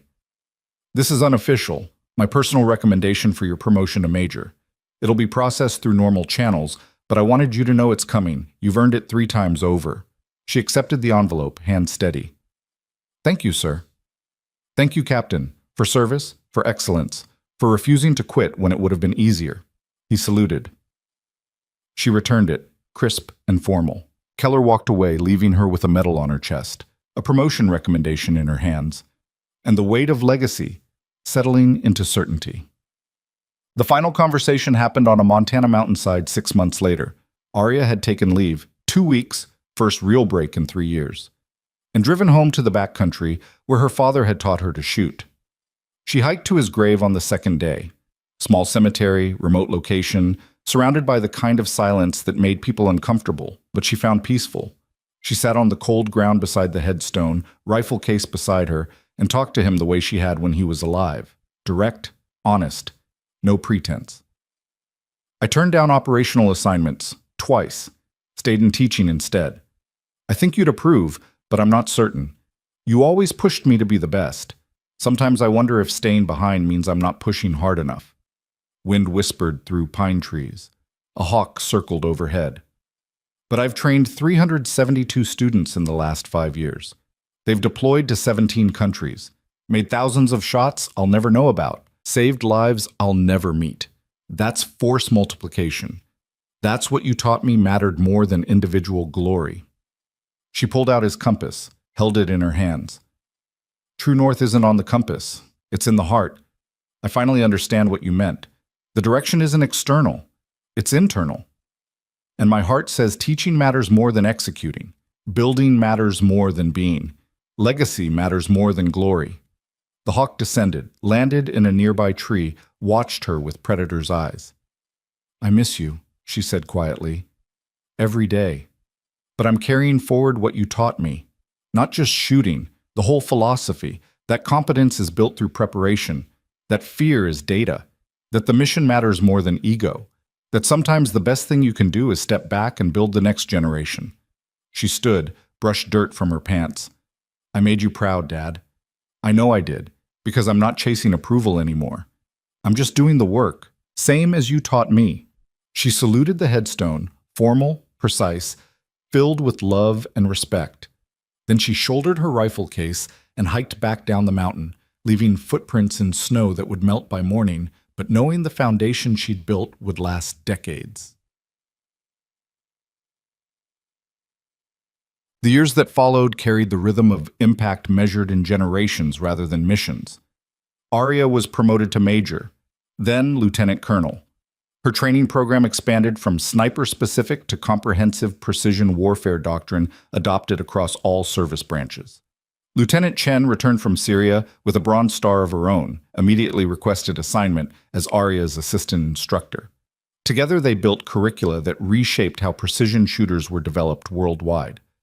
Marcus became one of the top snipers in his regiment, eventually returning to teach at the same facility where he'd once struggled with confidence. He used Arya's externalization technique with every student who fought self-doubt. Torres, the Marine who'd used her doctrine in Syria, became a legend in his own right, eventually writing a field manual on tactical decision-making under pressure that cited Arya's methodology throughout. The ripple effects were impossible to track completely, but they were real, measurable, permanent. Arya stopped counting medals and started counting students who came back from deployment to say her teaching had saved their lives. That was the metric that mattered. Commander Holloway retired as promised, spent his remaining years consulting on special operations doctrine, always citing Arya's work as the gold standard for training innovation.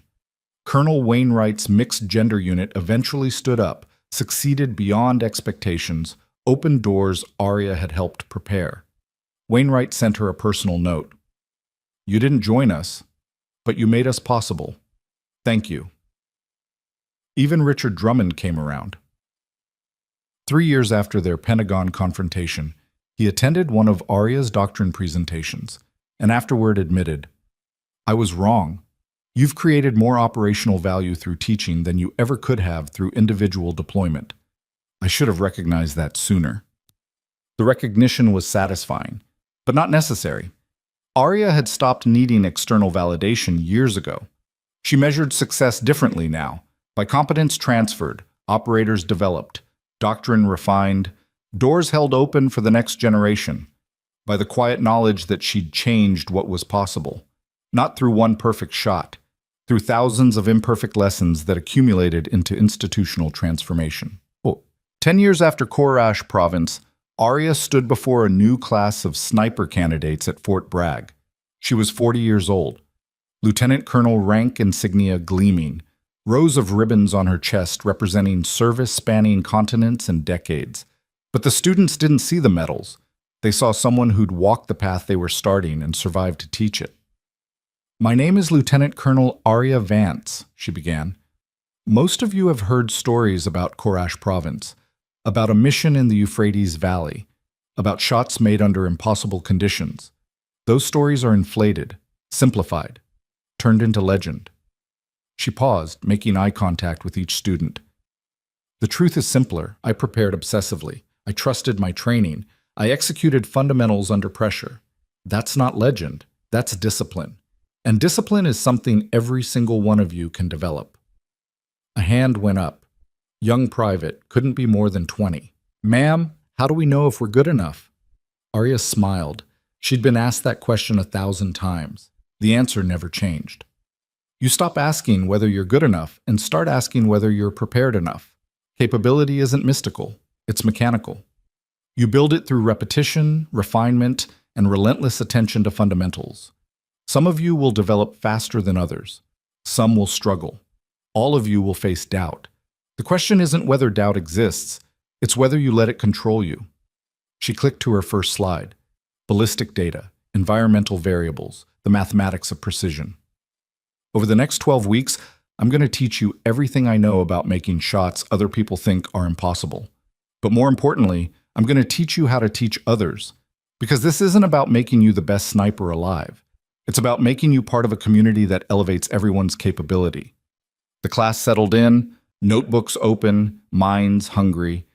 Arya looked at them and saw herself 15 years ago, uncertain, hungry, desperate to prove she belonged in spaces designed to exclude her. But these students wouldn't face the same resistance. The ground had shifted. The doors she'd forced open were now institutional policy. That was progress. Slow, unglamorous, real. Let's begin, she said, and she taught them everything that mattered. The final moment came on an ordinary Tuesday, 5 years after that class. Arya was in her office reviewing training assessments when her assistant knocked. Ma'am, there's a package for you. Personal delivery. She accepted it. Small box, no return address, hand-addressed in careful script. Inside was a challenge coin. One side showed a compass rose. The other had an inscription. True North found. Thank you for showing the way. Your students, 2019 to 2034.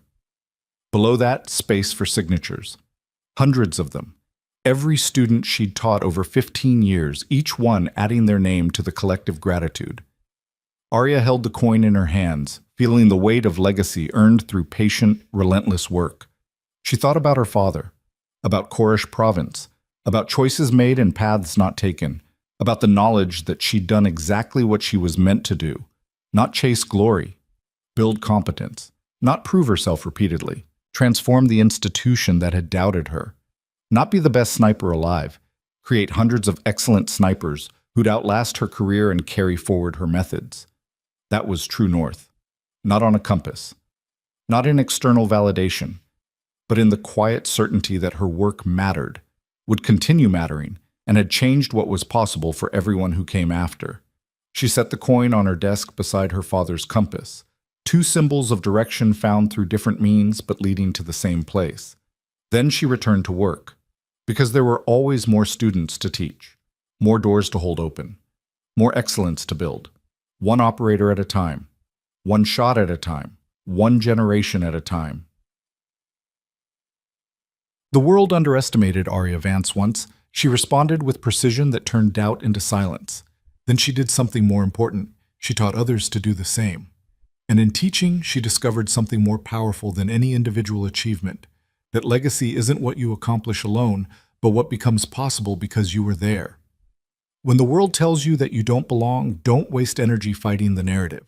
Just perform so undeniably that doubt becomes irrelevant.